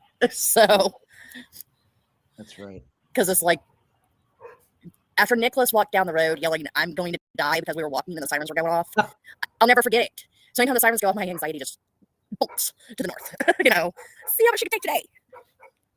Sorry to hear that. That's how it's been here lately. And I live in the state that we get more tornadoes than we get anything. Yeah. Right. We barely get any snow. Tornado Alley. Mm-hmm. Too dang flat. That's the problem. And that was my other thing. If he went missing over the weekend, and he wasn't reported missing until Tuesday, I don't know for sure what day he went missing on. But we had so many tornadoes out that way, he might have ran into some type of, you know what I mean? Something out there. Yeah. Weather-wise. That's right. I think it rained yesterday briefly. It sprinkled this afternoon, and we were back overcast today. So, or not. Oh, it was 55, 56. Okay. So, yeah, it's been a little cool for tornado weather. Well, it's cold for April, too. Yeah. 64. It finally got to 64 today. Wow. The thing is, when I think tornadoes, I think warm weather. Well, and then tomorrow we're going to be 68. Saturday, 76. Sunday, 83. Here we go. Here we go, D. Just see how it goes back up there. The tornadoes are sitting home saying, "Is it warm enough yet? Can we come outside yet? Can we go across Oklahoma yet? Is it warm enough?" Oh, yes. They're waiting. Those tornadoes are waiting. Well, like I said, this year we've gotten lucky. We were going to the cellar, what was it? Tuesday? No. Yeah, Tuesday. And we left the house, got halfway up the road, which is just maybe a block around the corner to where the cellar's at. And make fake windows. It'll look like windows. There'll be screens that'll look like the outside, and you can just change it to wherever you want. See? Well, you can tell I've thought about this, D. But the dream house, it's also going to have a pool on top of it. The pool will be above. Okay. All right. See, I got it all sketched out. I know, me too. Hey, I got a file. I got a doc file. If I hit Powerball, I already got my stuff planned, D. I already got it all mapped out. You know, so I don't lose my mind. I got a step by step. Always got to be prepared. Always good to be prepared. So, no news on Nancy's case. Nope. Nothing. Nothing. Zero. Zip. Nada. Not surprised. Me either. Not surprised at all. I mean, I don't like it, but I'm not surprised with it at the same time, you know? Right. This is the way these things go, though. You know, you and I both know this, D. These are the way these things go a lot of times. You know, Play for just a second. I'm going to let this play at normal speed, and I'll be right back. I'm going to go ask a question. I'm pretty sure I'll get a yes because it's going to get her something and him something. So I'll be right back.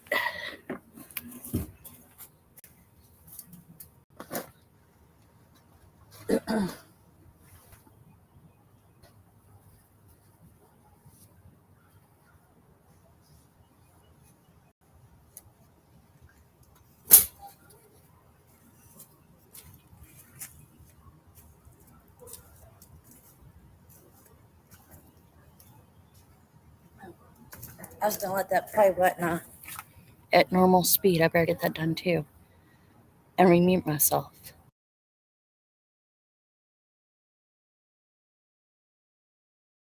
Yeah. If a disappearance isn't solved within a week, it's probably going to last a month or a lot longer.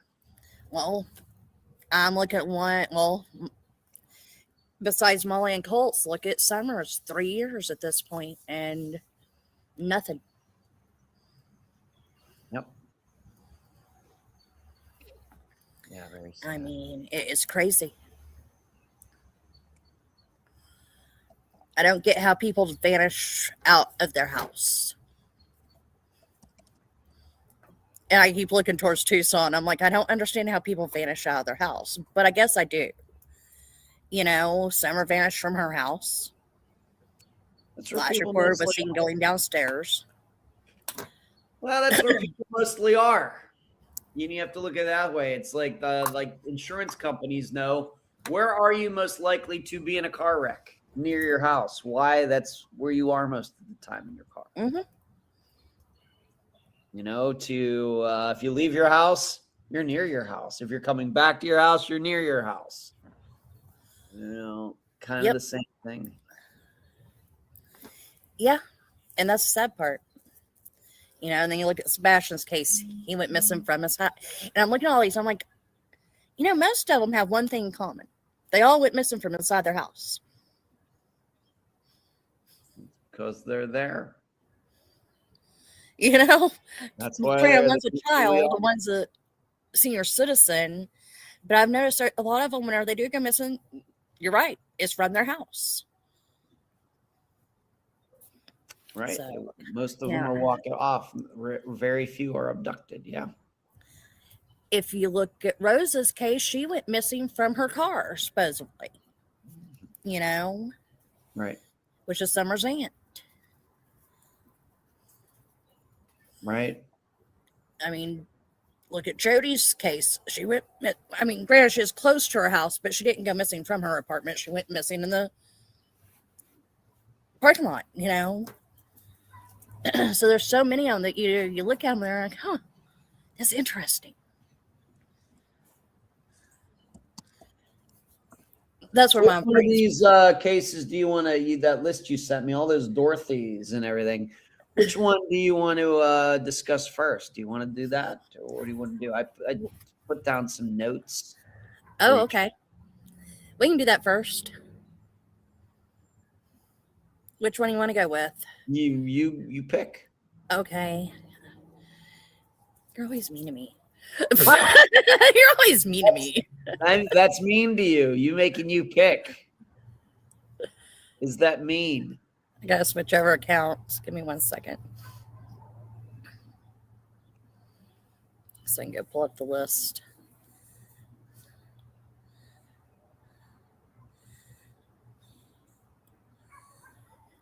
I guess, what was the most current one? 1993, Dorothy Dottie Booth.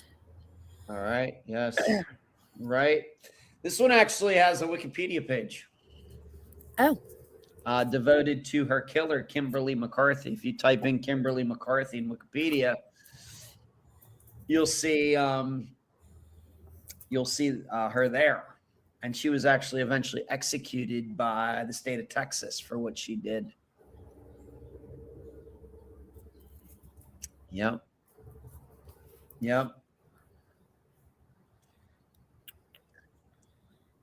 But That's my obituary.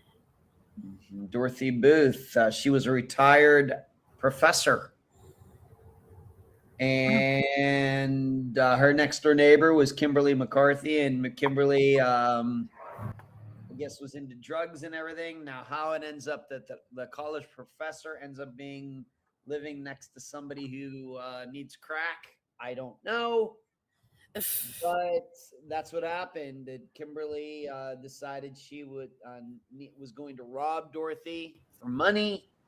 She goes over there, forces her, or she was pretending like she wanted to borrow something. She got inside,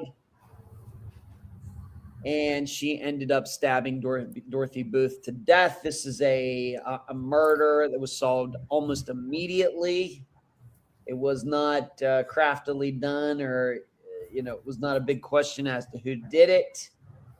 And Kimberly McCarthy eventually was executed by lethal injection by the state of Texas. So this is certainly one, being that we're looking at these because we're comparing them, of course, to Nancy's disappearance. Yes. That Dorothy and Kimberly certainly knew each other. I'm not saying they hung out or had long conversations or anything, but Dorothy knew Kimberly. Kimberly knew Dorothy. This was certainly not a stranger on stranger crime. More importantly, this wasn't even a man who killed a woman. This is a woman killing another woman. Yeah. Which was even more weirder for the date and time. You know what I mean? It is unusual. You're right. Women killing women, not very common. Not very common at all. Yeah, what do you think about this? If being that you found this one, how did you find these, by the way? What were you doing? Well, I decided I was going to take the ones I've already done. And I had already compared them to Nancy's, and I had already done the graph to that. And I was like, well, what if I run it on the Google AI? What will come up? And it generated this list of names. Huh. So I was like, well, look. If they match, they match. If not, then no harm, no foul type deal. Hoping to find something that would make someone, it maybe not the killer come forward, but, someone who might know something. Whenever I come up with this idea, but that was right. And what can we learn from her going missing compared to what these cases have shown? Like I said, that one, she was murdered by another female. Right. Very rare. Of course, that's almost certainly not what happened with Nancy Guthrie, but it does give us something to think about. Mm-hmm. Yeah, Kimberly McCarthy. You will find that on Wikipedia. Not much of a mystery at all. No mystery at all. In fact, it was never a mystery. It seems like as soon as somebody discovered that Dorothy was dead, it seemingly knew immediately who did it. So, yeah. And she did it because she wanted to get money to buy crack cocaine. And, you don't hear about too many stories about college professors being murdered. Well, another common thing then with her, she also, Nancy also worked at a college. in her early years. Okay, earlier years. All right, well, maybe there's something. That's interesting. Okay. So maybe with Nancy Guthrie, depending on how many years ago it was, she would be considered a college student or something. Maybe. Okay. That's a good thought. I mean, I don't think I went down that road, that avenue, but yeah, someone she might have made mad. It seems unlikely, but I think, like I continue to say, I think the ultimate thing is going to be something that's of a not very likely motive either. Well, what I find crazy is we're also finding out about the people who are renting the little, I think I've heard it called guest house. I thought it was a pool house whenever I first saw it. That people have been renting that out from her.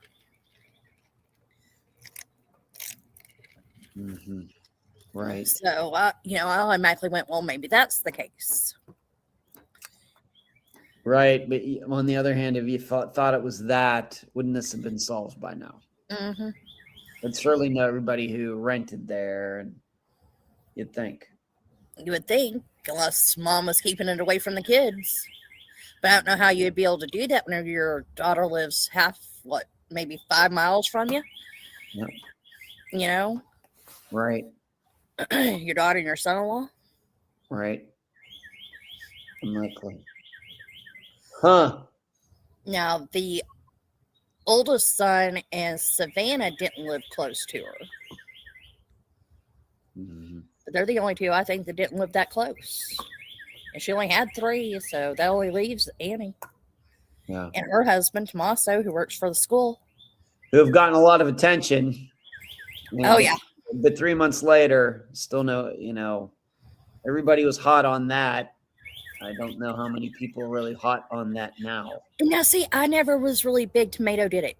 No. Tomato? We call him Tomato. Oh, Tomato. I didn't know you knew him that well, D. You even have a pet name for him. Wow. Okay. I don't know him that well. Well, heck, you should hear. Me and Candace have pet names for everybody anymore. You're that long-headed, red-headed guy. Who? You. What do you mean redhead? What are you talking about? I thought your hair was brown, but Candace throws them down your hair. Your hair's red, so. I am certainly not a redhead. Now, I will tell you that back in the day, when, of course, we're going over 30 years ago, the last time I had any facial hair, it would come in red.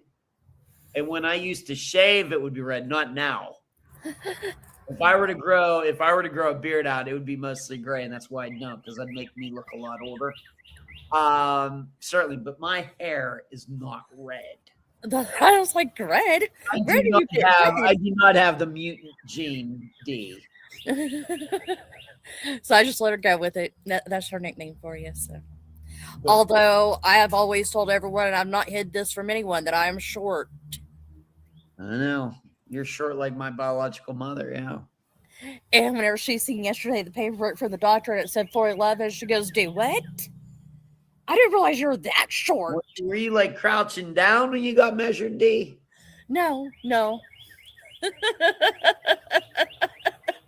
I was even trying to stand on my tippy toes, let me tell you. All right. Okay. So, yes, Dorothy Booth, was it? Yep. Yeah, Professor Booth murdered all over money for drugs. Okay. All right, the next one. How about Dorothy Donovan? Right. And this is one that was unsolved for a long time. Uh-huh. And they even thought her son might have done it. Right. And they were thinking originally that her son did it, and her son certainly had something to do with it, but nothing criminal. Nope. She had Yeah. he had given the guy a ride, dropped him off on one street, and the guy wound up killing his mom on another. How crazy is that? After he stabbed him with the same screwdriver. How crazy is that? It's a little eerie. You know, now that you know the full story, it's no wonder that they suspected the son. You know, given everything. But of course, the DNA didn't match, and they finally caught this other guy, and he did match the description of of the that was given at the time. But so once again, we have to look at this and say, well, this is a stranger on stranger crime. It's completely random. This guy was just walking along, got a ride from Dorothy's son, and then got dropped off, and he just happened to kill the mother of the guy just gave him a ride. Yeah. I mean, just it's crazy. Not looking for drugs. But the guy was high. He admitted later, that he knew he got away with it, of course.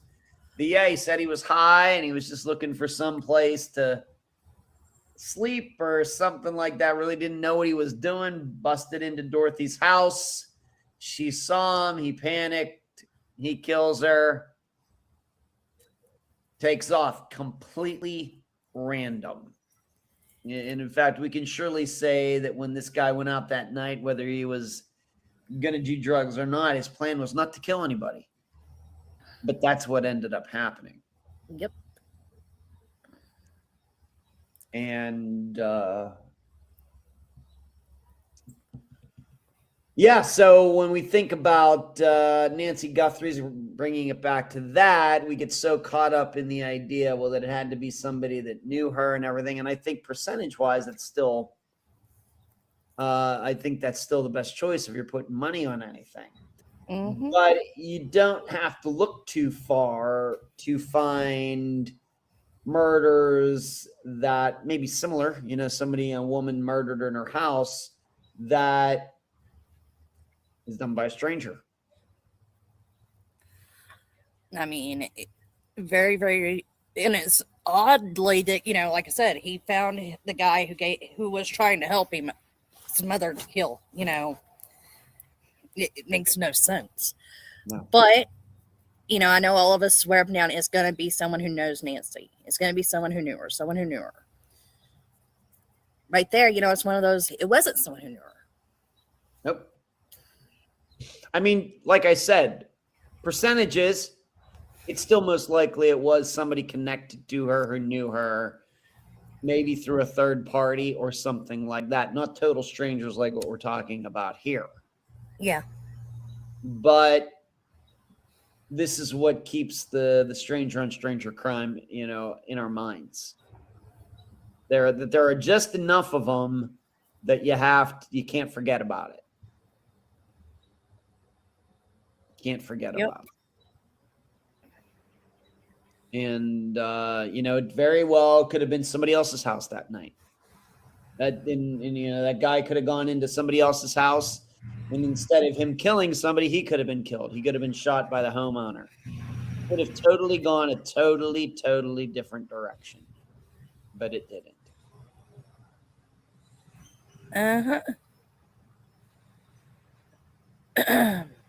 So, but that, it's one of those. And then I also, some of these cases I even kicked out, what if they didn't have rent? What if what if Nancy didn't have a ransom letter? Because a lot of us don't believe that Bitcoin thing is real. Right. So I don't. If there wasn't a ransom letter, how else would it be looked at? You know what I mean? Mm-hmm. I think that's the reason why a lot of these come up as murders. Right. And then we have the disappearance of Dorothy Jane Scott. Yeah, these are all Dorothy's. Is that on purpose, Dee? No. Nope. Not on purpose. Not on purpose. Just the way it worked out. Yeah, Because if you looked, I think there was one that wasn't a Dorothy. Right. Right. It's just weird. I guess Dorothy must have been a much more popular name back then. And who's naming their kid Dorothy these days? Nobody. Because we also have Dorothy was popular maybe around the time that The Wizard of Oz came out. Parents named their kids Dorothy. Yeah. But I'm even thinking of my time in high school in the 1980s. I don't remember any girls being named Dorothy. I'm trying to think. Were there any that went to school with me? No, I think that was their Debs and Deborah's. Now, of course, we had the skater Dorothy Hamill, but that's like a generation before me. That's like so Dorothy, all these Dorothys, weird. But this other Dorothy, but you want to talk about that Dorothy now? We can. All right. With this Dorothy, she also has a Wikipedia page. Right. She was born April of 1948. I think they finally declared her dead May 28th of 1980. Mm-hmm. She went missing. I think later was found. She was 4 years later, 1985. Yeah. Right. She was identified through dental records, and I think there was like jewelry or something. I think they kind of right away knew it was she. But with this one, has the murderer been found? That would be No. Nope. The other two, the murderers were caught. And with Dorothy Jane Scott, he was murdered. It is believed that they could not determine a cause of death, very much like Tom Brown. And so if this was foul play, that person got away with it. Are you going to read it? Why don't you read about it, D, at least maybe a paragraph or something, just to show how weird it is, how unusual it is. Her disappearance. She was from California. Let's take off the slow mode. After driving two coworkers to a hospital, Scott went to fetch the car to take it to them to pick them back up. Okay, to pick them back up at the hospital. But in between, she went missing somewhere.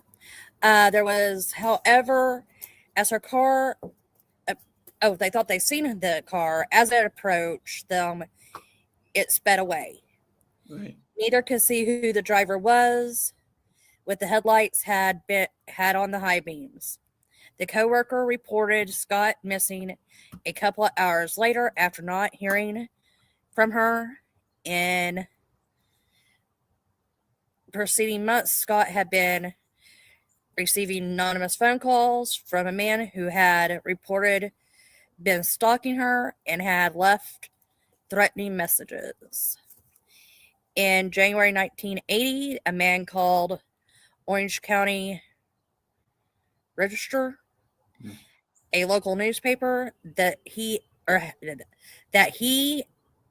had reported Scott's disappearance and claimed that he had killed Scott. Police believe the caller was Scott's killer.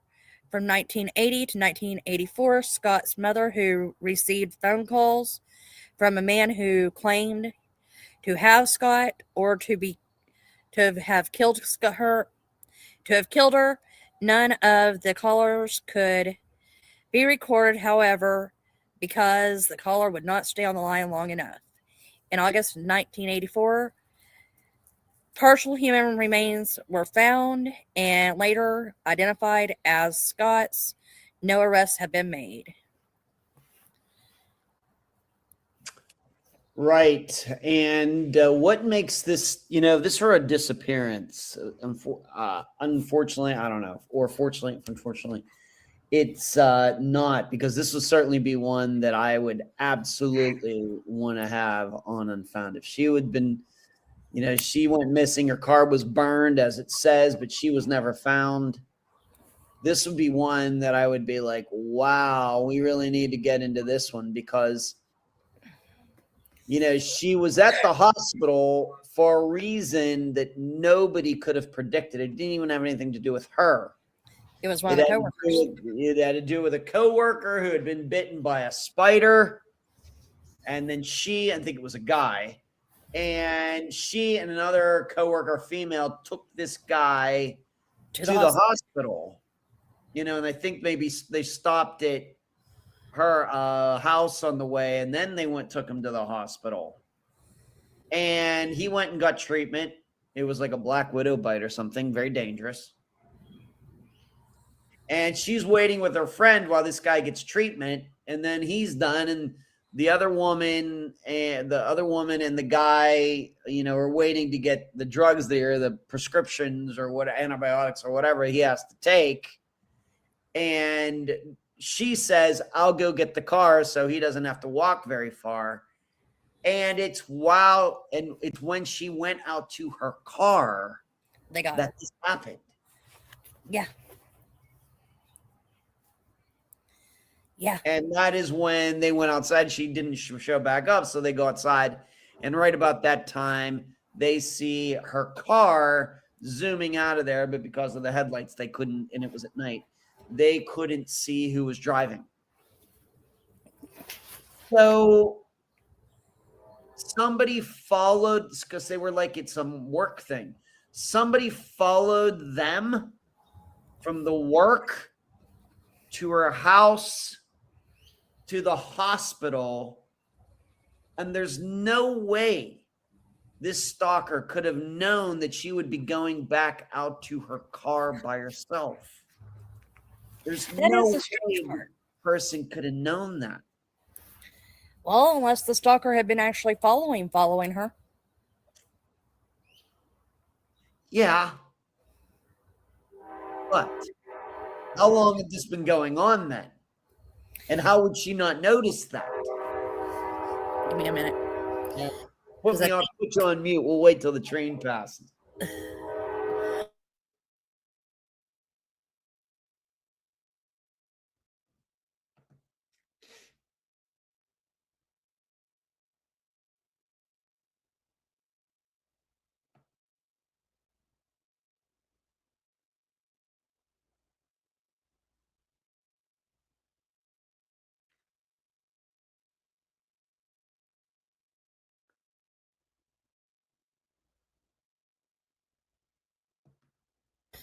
I guess he ain't going to be annoying tonight.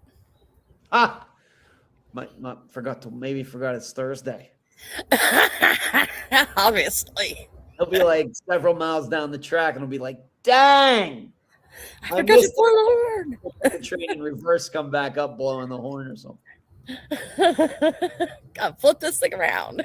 Damn, I didn't ruin the show tonight. Dang. So, I mean, this is really, these are the kinds of situations that really get my attention.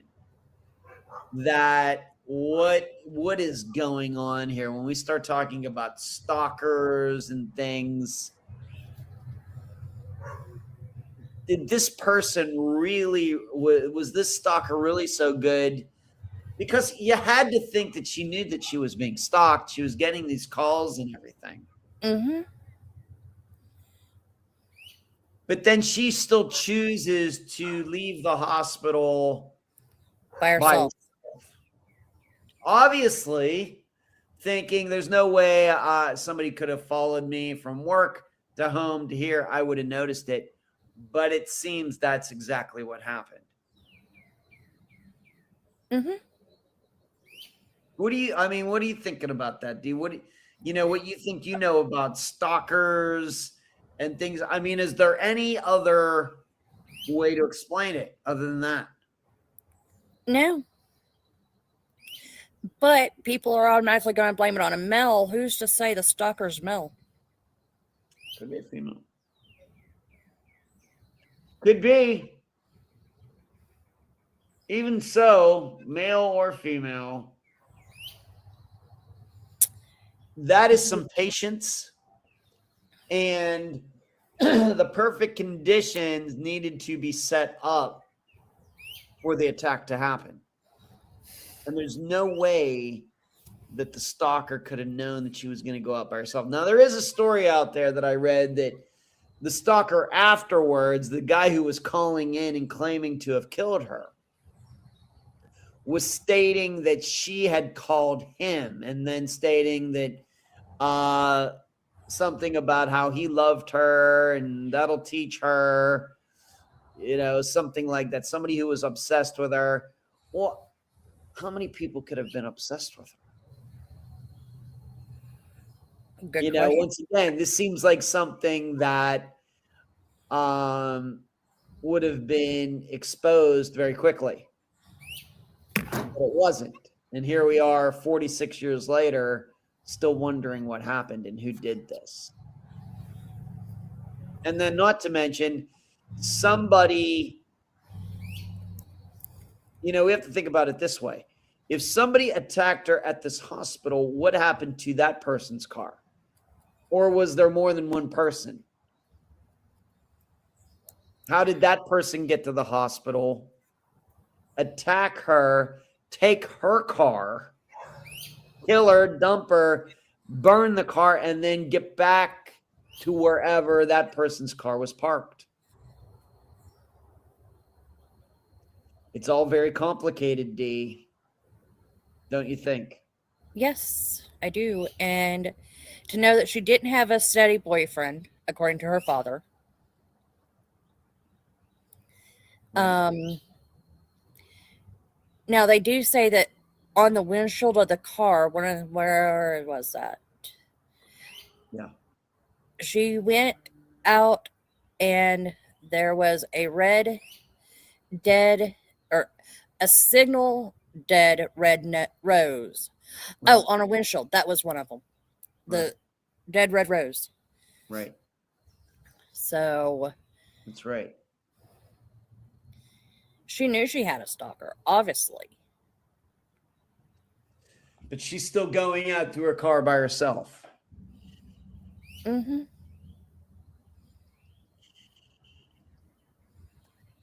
This is one of those, I have to admit, Dee, this is one of those things where I wonder if there was really a stalker in the first place. Well, are we sure that she didn't cause her own disappearance? Maybe. The one thing that I'm reading here, though, is it was a construction worker who discovered her, but they also found dog remains as well. That's right. Beside her. That's right. So, and I'd want we have to note the hospital where her car was found burned and where she were found, three separate locations, not close to each other. Not close to each other at all. Just, this, like I said, Dee, these, I like these ones because they really challenge me. They really, really challenge me on trying to come to the best idea. Would you like to know another eerie thing? Tell me another eerie thing, Dee. According to her mother, the watch had been stopped at 12:30 a.m. on May 29th, right. About an hour after leaving the vehicle was seen leaving the hospital. Right. Right. So if we're to believe, it doesn't have to be the time of death. I mean, what would be so violent that it would stop a watch? This seems to me to be like one of those things that you pull from like Columbo or something. Question: where was she found compared to where her car was found? No, well, they weren't close to each other. I forget. That was off. The car was found in like an urban area, whereas she was found off a Santa Ana Canyon Road or something, like out in the boonies somewhere. And in fact, they said that there had been a fire that went through in 1982, and the remains showed signs of being burned. So the remains were there when the fire went through in 1982. But, you know, the thing is, though, regarding her watch, is this a watch that would have the date on it too? It could, I mean, if it says 12:30, it could be 12:30 the next day or the day after that, depending on how long the watch would run. Was it a wind-up watch? Was it a battery watch? Of course, in 1980, both are possible. Yeah. So unless the watch actually had a date thing that worked on it as well, that could have been 12:30 on any day. You know, it would keep running even though she was dead. That's what I'm saying. You are right.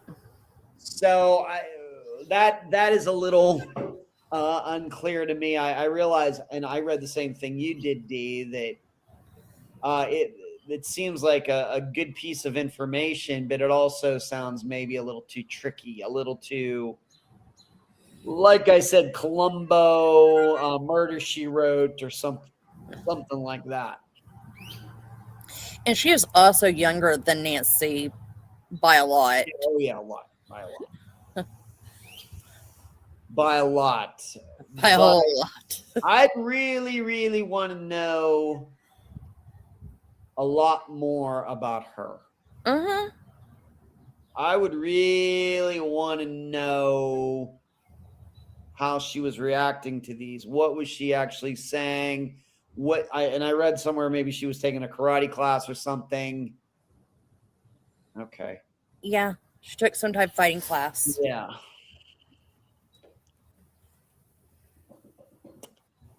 And of course, this is still unsolved. I mean, how many guys and women could have been obsessed with her? They could have known, was this a coworker? Is this somebody, a coworker who was there, saw her leave, got in his or her car, followed to her house, or maybe even knew that they were headed to the hospital and was waiting there for them?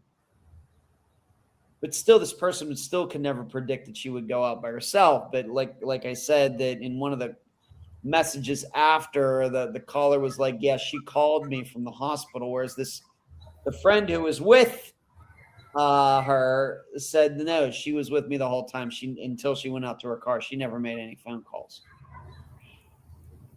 Well, I know I watched one podcast said that she had stopped by the bathroom on her way out to the car. But, I mean, that's not a long enough stop to make a phone call. And they didn't have cell phones. I mean, even if she did, what did this person live right down the street?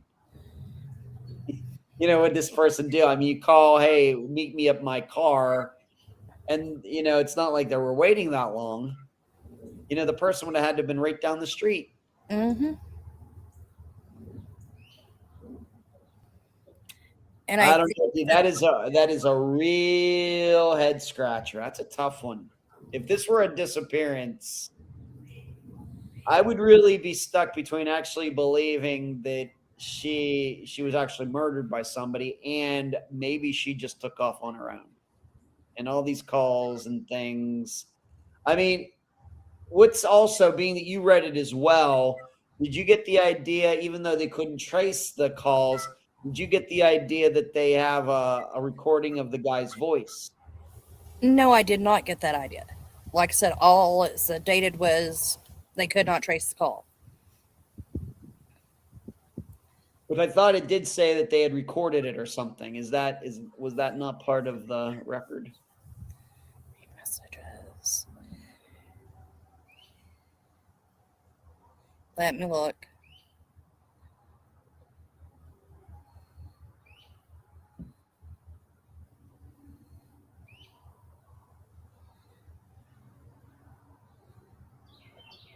Yeah, it doesn't stay in the Wikipedia one at all. It doesn't say anything about recording. Nope, it just says Very surprised. the call could not be traced. However, because the caller would not stay on the phone long enough. See, I always thought when they did those things, they just automatically recorded them too. I realize we're talking about 1980, but of course the technology certainly existed to record phone calls. So they have the person, I'm thinking they have the guy's voice, and once again, it's still unsolved. So, if they investigated this, surely they went to her place of work.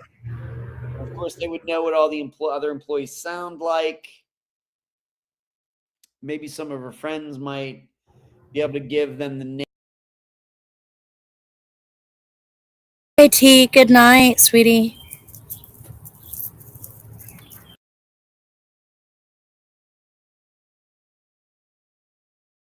names of, ex-boyfriends or something, and they would be able to test, Appreciate you being here.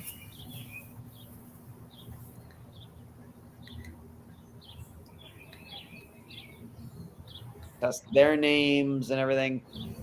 And it's, I think, unless they were really, really inept at what they were doing. Like I said, this is one of those that gives you idea that the answer is right there, but the answer has never been gotten.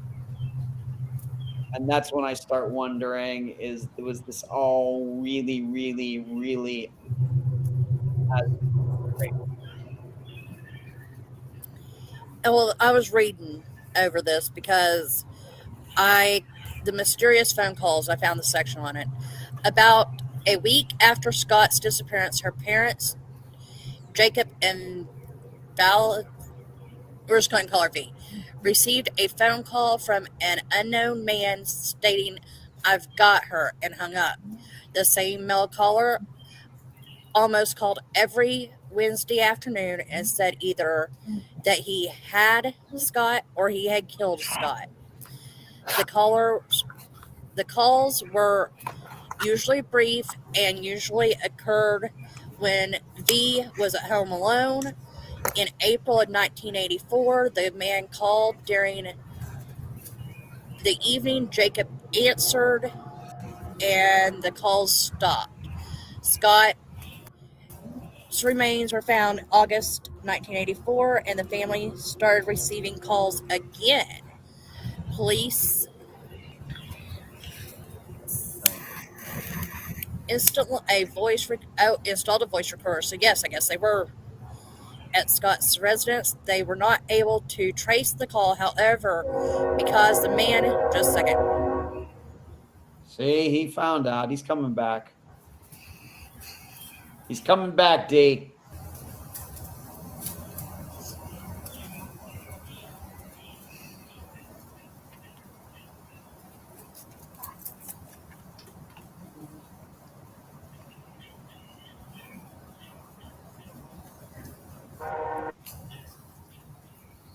As soon as I thought it was safe.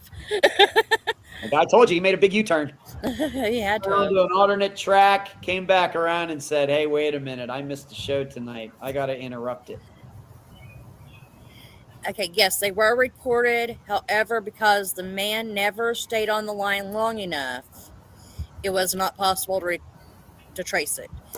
A possible motive in Scott's murder surfaced on June 12, 1980, when an unidentified caller called the front desk at Orange County Registry, which is the newspaper, which had ran a story that day about the case. The main editor told the police that the caller has said, "I killed her. I killed Dorothy Scott," said she was the love. "I caught her cheating with another man. She denied having someone else. I killed her." The editor also said the caller knew Boston. That's not his name, but that's what we're going to call him. Boston had suffered a spider bite the night of May 28th and knew Scott had changed her changed from a black scarf to a red one prior to arriving to the hospital. Neither of these details have ever been published in a registry article. The caller also claims Scott phoned him from the hospital that night, had a dispute that claiming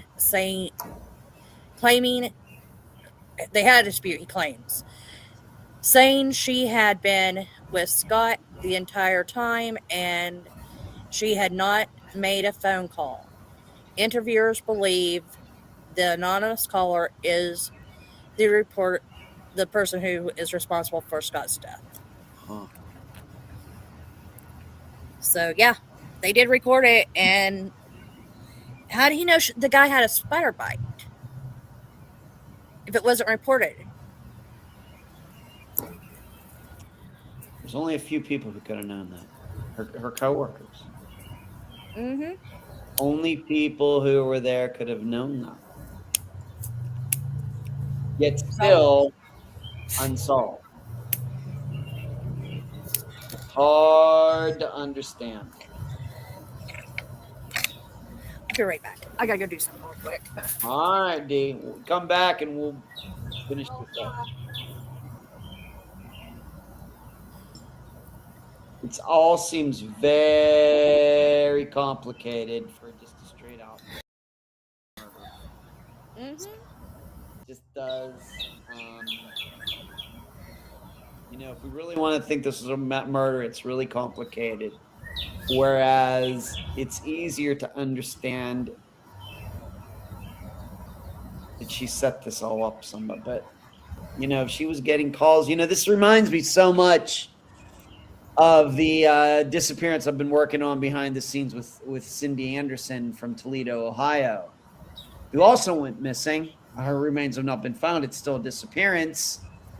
But she was getting calls before she went missing, but only at the law firm where she worked. And no calls ever to where she was living at home still with her family. And the lawyers who were working with her seemingly never heard any of these calls, but she was telling people about them. It's tough. And, she went missing from the law firm. Her car was still there. The office was locked. She was gone. Hard to all put together. Difficult. See, to me, that one would make you think that it was someone who had came into the law firm prior or something that had been locked. That is my thinking. That's my thinking. Certainly, but unfortunately, I think too many people have gotten off on these tangents about some of these clients that the lawyers have or had that were criminals. Lawyers deal with a lot of criminals. That's who their clients are. But and the thing is, she was paranoid. She had the front door locked. She would be in there morning taking phone calls, getting everything ready for the lawyers before they got there. But she was paranoid about this, was keeping the door locked. And then when the lawyers finally got there, as they usually did around noon, her car was there. She was gone. Never seen her. Yeah, that one sounds like very close to this one. But with this one, I mean, like I said, only two people that knew she was there. They would have to have a third person and drive a car to get them all away with, besides hers.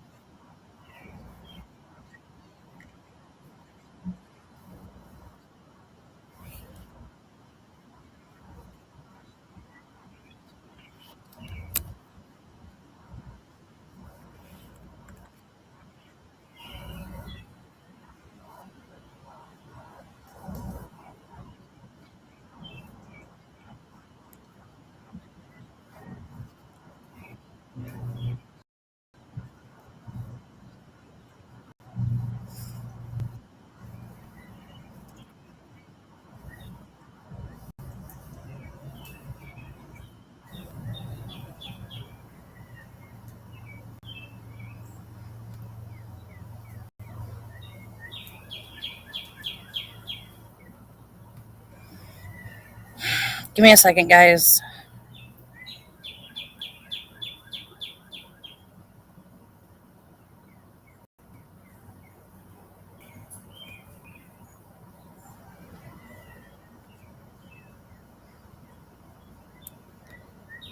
Oh.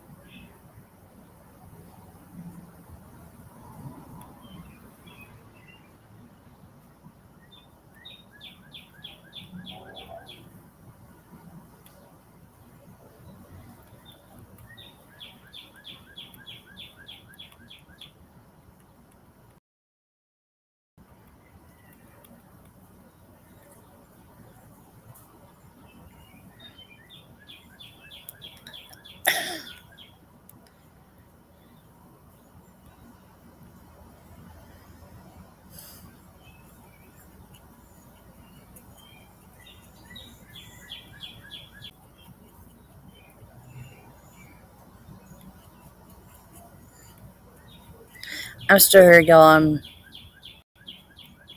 looking.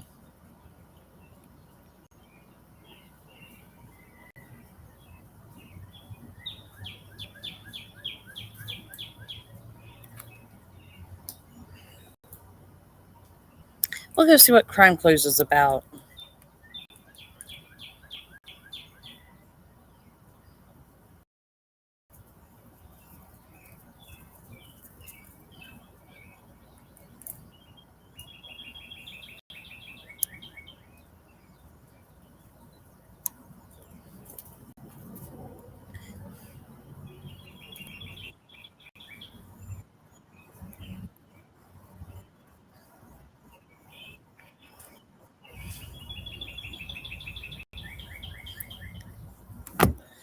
Let's go see those ladies about. See what she says on the case. See if she has any different ideas than me. Ed.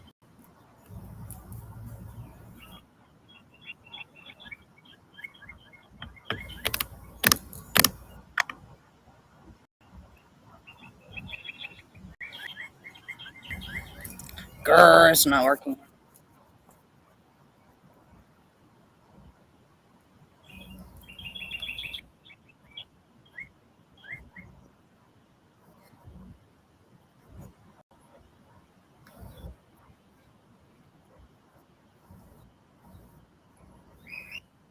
We'll give them a subscribe.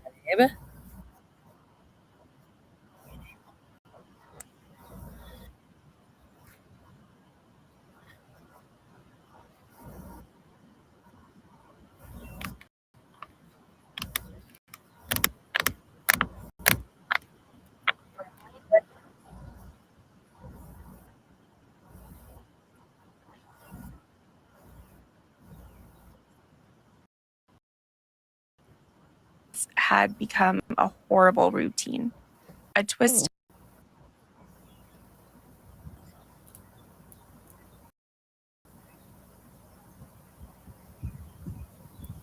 Okay. Ritual began soon after Dorothy Scott vanished in 1980. Oh, that's awful.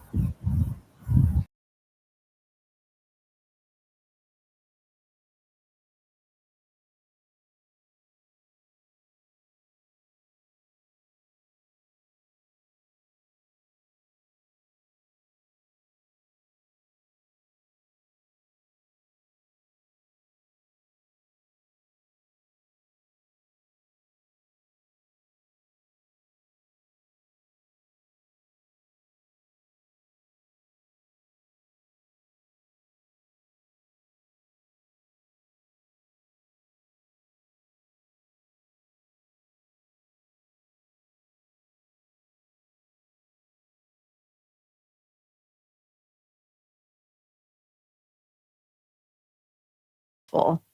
Awful. Today, the case I have for you involves a devoted single mother, a mysterious stalker, and phone calls that will send chills down your spine. It's a story that starts in sunny Anaheim, in the shadow of Disneyland's happy facade, but ends in a haunting mystery. Who was the man obsessively calling and terrorizing Dorothy Jane Scott? Why did he torment her family for years and yet somehow was never caught? And how did an ordinary night of helping a friend out turn into Dorothy's last night? This is the case of Dorothy Jane Scott.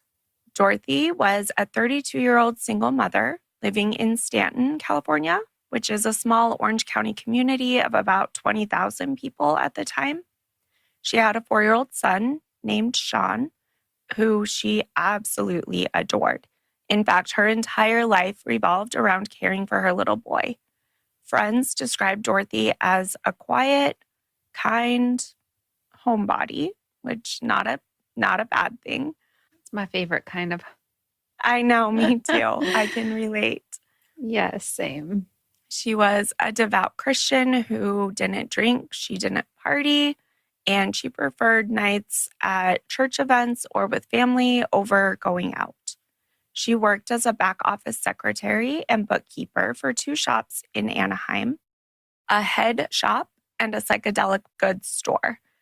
And the psychedelic goods store was one that her father had previously owned, so family business. By all accounts, Dorothy was responsible. She was well-liked in the community. She lived with her aunt about 20 minutes from her parents' house, and her parents often babysat Sean while he worked. She's someone that you would expect to be at the center of a story like this, and that's what makes what happened to her all the more unsettling. In late 1979 and in early 1980, Dorothy's ordinary life took a frightening turn. She began receiving disturbing phone calls both at work and at home. The caller was an unidentified man who seemed to be watching her every move. Sometimes he would profess his undying love for Dorothy. Other times his tone was vicious and he would threaten to kill her. Terrifying. Yeah, that's scary. He demonstrated that he knew intimate details of Dorothy's life. Like he would know what she had worn that day, where she had been, even trivial things like when she left for work or how she spent her afternoons. And the stalker wasn't guessing, he was following her. It's awful. Yeah. One day, the caller told Dorothy that he had something for her and instructed her to go outside. Nervously, she did. She went out to her car and found a single dead rose on the hood. Romantic? No. In another call, his tone was flat out menacing. He told Dorothy, "When I get you alone, I will cut you up into bits so no one will ever find you." Can you imagine hearing that from this anonymous voice that seems to know exactly where you are at all times? That's so scary. Straight out of a horror movie. Yeah, I think I would. I mean, nowadays I wouldn't answer calls that I don't know, but change your number. I don't know. Instead of taking calls from this guy. It's awful. Did she, I'm sure you're going to tell me, but did she get the police involved and try and track his number? That's a great question. This is awful, but in 1980, stalking wasn't recognized as a crime. There were no stalking laws yet. And those actually wouldn't come until 1990, which was prompted by other horrible cases similar to this one. So there's nothing that she could report that they would do anything about. Oh, that's terrible. Right. I'm glad that we've changed that now. Mm-hmm. Did she know who it was, or did she have any idea? Had she ever seen him following her or anything like that? Dorothy wasn't sure. She told her mother the voice sounded familiar, like it might be someone she knew, but she couldn't figure out exactly who. It was someone she felt like just on the edge of her memory.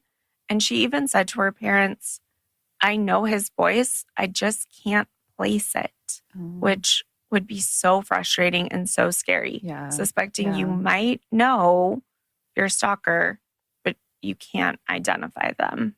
Can't place who it is. Dorothy felt pretty alone in dealing with this, and she did what she could. She took self-defense classes, signing up for karate lessons in May of 1980. She did consider buying a handgun, but ultimately decided against it because she was worried about her son's safety. He was so little, she didn't have a gun safe. So instead of the gun, she carried a knife in her purse and worked on being vigilant about knowing her surroundings. Dorothy did change her phone number, like you mentioned, and she did move houses multiple times within a few months, trying to get away from the stalker. But every time, he always managed to find her new number, and he kept calling. It's like he was everywhere and nowhere. Dorothy, like I said, confided in her parents, and this was from the beginning. She told her mother, Vera, about the calls when they started, and even sometimes specific ones. One in particular, the one we talked about where he was threatening to cut her up into pieces, that one really shook Dorothy up. And Vera said that, I'm like, of course, that's terrifying. Vera said that Dorothy was horribly upset by that specific call. And Dorothy was taking these threats seriously. She wasn't blowing it off as a prank. I don't know how frequently they came in, but enough to know this isn't just a one-off call from someone playing a prank on whoever answered, right? So you don't know how many calls she received? I don't know the exact number.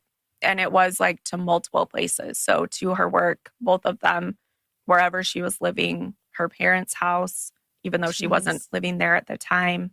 Yeah. Her new numbers. Wild. Yep. Dorothy was taking the threat seriously, and things got so bad she really did fear for her life, which has to be a traumatic way to live. Dorothy started arranging for her coworkers to walk her to her car after work. She tried to change up her routine. She was looking over her shoulder constantly. This unknown caller really had turned Dorothy's life into a nightmare, and she hadn't even come face to face with him that she knew of. Now, let's move to the night that Dorothy disappeared. It was May 28th, 1980. It was a Wednesday night. Dorothy had gone to an evening employee meeting at work in Anaheim. Despite everything going on, she was still the kind of person who would help anyone in need, and that night proved it. One of her coworkers, a man named Conrad, wasn't feeling well during their meeting. He had a nasty red spider bite on his arm, which turned out to be a black widow bite. Scary. Yeah. And he wasn't looking very good. He looked like he was sick and needed medical help. Dorothy was concerned and insisted on driving Conrad to the hospital. Another female coworker, a woman named Pam, offered to come along to help. This tells you a lot about Dorothy. It's 9 p.m., 10 p.m. She's a single mother. She's probably been working all day, and she didn't hesitate for a second to assist a coworker with a medical emergency. So Dorothy, Pam, and Conrad left the meeting and headed to the UI Medical Center in Orange, which was about 20 minutes away. They took Dorothy's white 1973 Toyota station wagon. On the way, Dorothy made a quick stop at her parents' house. She wanted to check in on Sean. She didn't know how long it would take to go to the hospital and have him get what he needed and everything that goes along with that. And Sean was staying with her mom and dad that night. She let her folks know what was happening so they wouldn't worry when she was home really late. She also grabbed a quick change of clothes. Specifically, she changed her scarf from a red one that she'd worn to the work meeting to a warmer black scarf for the cooler night ahead. This detail might seem trivial, but it becomes important later on. By the time they got Conrad to the hospital, it was between 10:30 and 11 p.m. Dorothy and Pam stayed in the waiting room together while Conrad was treated. According to Pam, Dorothy never left her side the entire time they were waiting. They even went to the restroom together at one point. And this is important because it means that Dorothy likely didn't slip away to meet anyone or make any phone calls while they were at the hospital. She was with Pam the entire time. Conrad was treated for the spider bite and given a prescription. By the time he was discharged, it was past midnight. So now technically we're in the early morning hours of May 29th, 1980. Dorothy told Pam and Conrad she'd go get her car from the parking lot and pull it up to the ER entrance. So Conrad, who still was feeling pretty weak, wouldn't have to walk all the way out to get the car. Pam later said Dorothy also mentioned she needed to use the restroom before heading to the car. So they agreed that Pam would wait with Conrad at the pharmacy inside to get his prescription, and Dorothy would meet them with her car at the exit. Pam and Conrad got the medication and then walked out of the hospital's front entrance, expecting to see Dorothy's Toyota wagon either waiting or about to pull up. Yeah. But Dorothy wasn't there. After a few minutes of looking around the pickup area, they couldn't see her. They couldn't see any sign of a car coming their direction. They decided to head out to the parking lot to try to find her car. They were probably thinking maybe it wouldn't start, or I don't know, something. Maybe the bathroom took longer and she was waiting. As they walked through the lot under the streetlights, they suddenly saw Dorothy's car, or at least they saw a white station wagon that looked just like hers, speeding towards them. For a moment, they waved and tried to flag her down, thinking maybe she isn't seeing them. Yeah. Maybe she's thinking, oh, I took a long time. I need to hurry and get up there. Exactly. The car's headlights were on full beam, like, the brights were on, blinding them, and they couldn't see who was driving. The car was going so fast, they started to wonder if maybe something happened with Sean and Dorothy was speeding out of there to go help him. They didn't, you're trying to think of anything that could explain the situation that is not normal away. Yeah. Pam later said that because of the glare, she couldn't make out a figure at all behind the wheel. She's assuming it's Dorothy, but she didn't see Dorothy. Yeah. The car flew past them so fast, it ran the stop sign at the parking lot exit and peeled out of the hospital grounds. This car speeding out of the parking lot was totally out of character for Dorothy. Pam and Conrad are obviously confused. They are trying to come up with anything that could explain it, like an emergency with Dorothy's son that we mentioned. Maybe she had somehow got an urgent call, but there aren't cell phones. So, and it's like midnight. Yeah, 1 a.m. now. That would be, you would think her parents would just take him to the hospital if he needed something. Probably the same one they were at, too. Pam and Conrad couldn't come up with a really good explanation or anything that made sense. So they're kind of just waiting for her because they don't have another way to get home. She was their ride. I would guess they might know her home phone number, but if they don't know exactly where she went, they probably don't really want to call her parents' house at 1 a.m. or 2 a.m. if she just went to get something really fast and is coming right back to pick them up. However, when she didn't return, they waited for 1 to 2 hours and she didn't come back, so they knew something was wrong. Around 4 a.m., Pam did call Dorothy's parents, hoping that maybe Dorothy had indeed rushed home to check on Sean or handle something else, but Dorothy's parents hadn't seen her. And in fact, they said they didn't even know she had gone to the hospital that night until Pam called. They were watching her son, so I'm not sure if she didn't make it clear that that's where she was going after she changed and why she wouldn't be home. Yeah, that's interesting. Maybe they thought just to an urgent care closer by. I'm not sure. But panic immediately set in, especially when they know everything that's been going on with the calls and how scared she's been. By 4:30 a.m., with no sign of Dorothy, hospital security and the police were not.